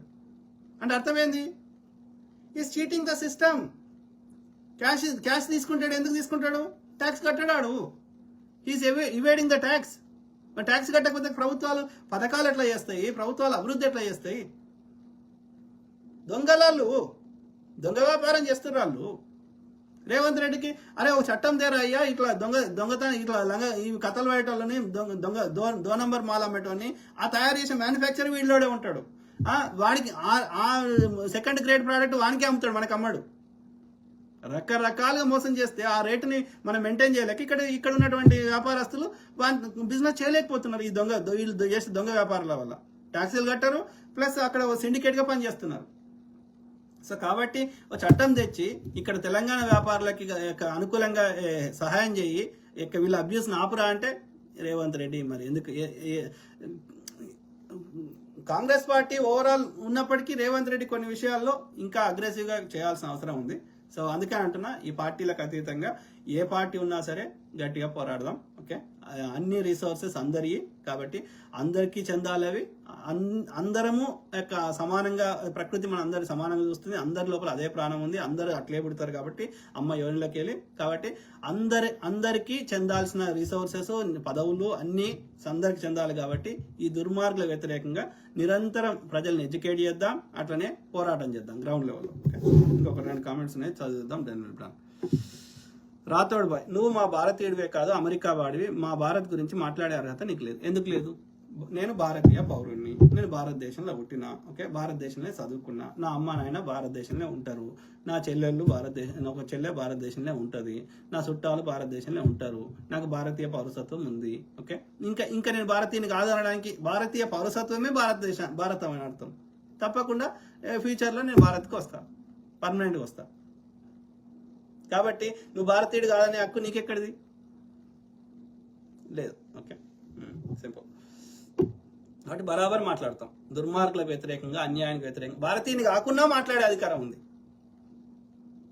భారతీయుని కాకుండా ప్రపంచంలో జరిగే ఎలాంటి విషయాన్నైనా ఎవరికైనా మాట్లాడుకునే హక్కు ఉంది. కానీ నాకు ఇంకా డబుల్ హక్కు ఉంది, ఎందుకంటే నేను భారతీయ పౌరుని కాబట్టి.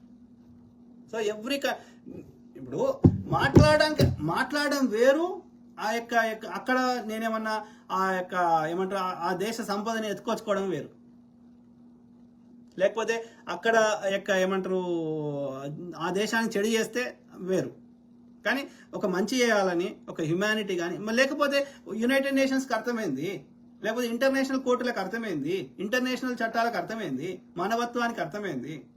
కాబట్టి ప్రపంచంలో ఏ దేశం, నియంత దేశాలైనా సరే వాళ్ళు ఇష్టమైనట్టు చేస్తా అంటే చేయడానికి వీలు లేకుండా ఒక మానవీయ కోణంలో ప్రపంచ దేశాలన్నీ స్పందించే హక్కు, ప్రపంచంలో ఎవరు ఎక్కడున్నా మాట్లాడే హక్కు ఉన్నది. కానీ నాకు డబుల్ హక్కు ఉంది, ఎందుకంటే నేను భారతీయ పౌరసత్వం కూడా ఉంది కాబట్టి. సింపుల్. లేకున్నా ఉంది, ఉంటే ఇంకెక్కువ ఉంది. సింపుల్. రాథోడ్ మాలకరం అన్న, మార్వాడి వాళ్ళని తెలంగాణ నుండి పంపించాలి, మార్వాడి వాళ్ళని లంబాడి వాళ్ళని ఇద్దరిని పంపించాలి బ్రదర్. పెద్ద ఉద్యమం రావాలి అన్న, బీసీలకి వైశ్యాస్కి చాలా లాస్ జరుగుతుంది. Totally agree brother. బీసీలకు జరుగుతుంది, ఎస్సీలకు జరుగుతుంది, ఎస్టీలకు జరుగుతుంది, వైశ్యులకు జరుగుతుంది, ఇక్కడ ఉన్న మూలవాసులందరికీ నష్టం జరుగుతుంది. కాబట్టి ఈ ఉత్తరాది శక్తిని పంపించాల్సిన అవసరం ఉంది. ఓకే, అందుకోసం కఠినమైన చట్టాలు తేవాల్సిన అవసరం ఉంది. ఫిజికల్గా పొమ్మనే హక్కు మనకు లేదు కాబట్టి, భారతదేశం ఒక యూనియన్ కాబట్టి.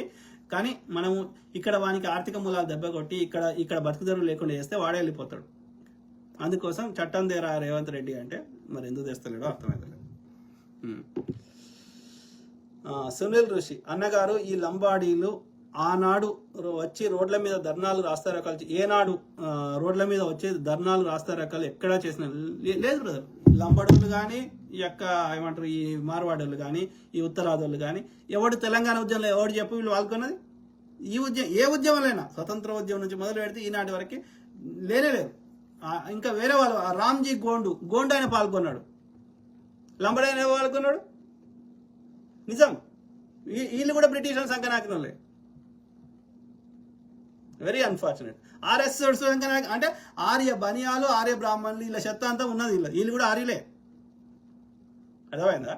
సో ఎందుకంటే వీని రక్తం వాని రక్తం ఒకటే ఉంది. వాడు ఆర్యుడే, ఆ బ్రిటిష్ వాడు వీడు ఆర్యుడే. ఆ యొక్క మధ్య ఆసియా దేశంలో నుంచి ప్రాంత ఆ యొక్క నొమాడ్స్ అంటే దేశదిమ్మర్లు, వీళ్ళు కూడా దేశదిమ్మర్లే కదా బంజారాలు. సో ఆ దేశదిమ్మర్లు ఈ కొంతమంది యూరప్కి పోయినరు, కొంతమంది భారతదేశంకి వచ్చారు. సో వాళ్ళ రక్తం ఒకటే, వాళ్ళ స్కిన్ కలరు అన్నీ ఒకటే. కాబట్టి ఇక్కడ మూలవాసుల మీద ప్రేమ ఉండదు. మీరు చూడండి స్వతంత్ర ఉద్యమంలో ఈ మూలవాసులైనటువంటి గిరిజనులు చాలా మంది పాల్గొన్నారు, లంబడోళ్ళు పాల్గొనలే. పంపిద్దాం అన్నగారు ఈ కరెక్ట్ బ్రదర్. రాజస్థాన్ వెళ్ళిపోని అక్క నీకెక్కడిది బరాబర్ అంటావు. నువ్వే చెప్తున్నావు కదా మేము రాజస్థాన్లో ఉన్నాం, మేము రాజపుత్రం అని మీరే చెప్తున్నారు కదా, మేము చెప్తలేం కదా. మరి నీ ప్రాంతానికి నువ్వు వెళ్ళిపోమనకపోతే మేమేమంటాం? మీరే చెప్పుకుంటావు కదా, మేము చెప్తలేం కదా. సో అది మిత్రులారా, ఐ కీప్ టాకింగ్, మాట్లాడుతూనే ఉంటా, ప్రతి అంశం మీద అవగాహన చేస్తా, అట్లనే మీ తరఫున వాయిస్ ఇస్తా. అందరూ బాగుండాలి, అందులో మనం ఉండాలి. ఓకే.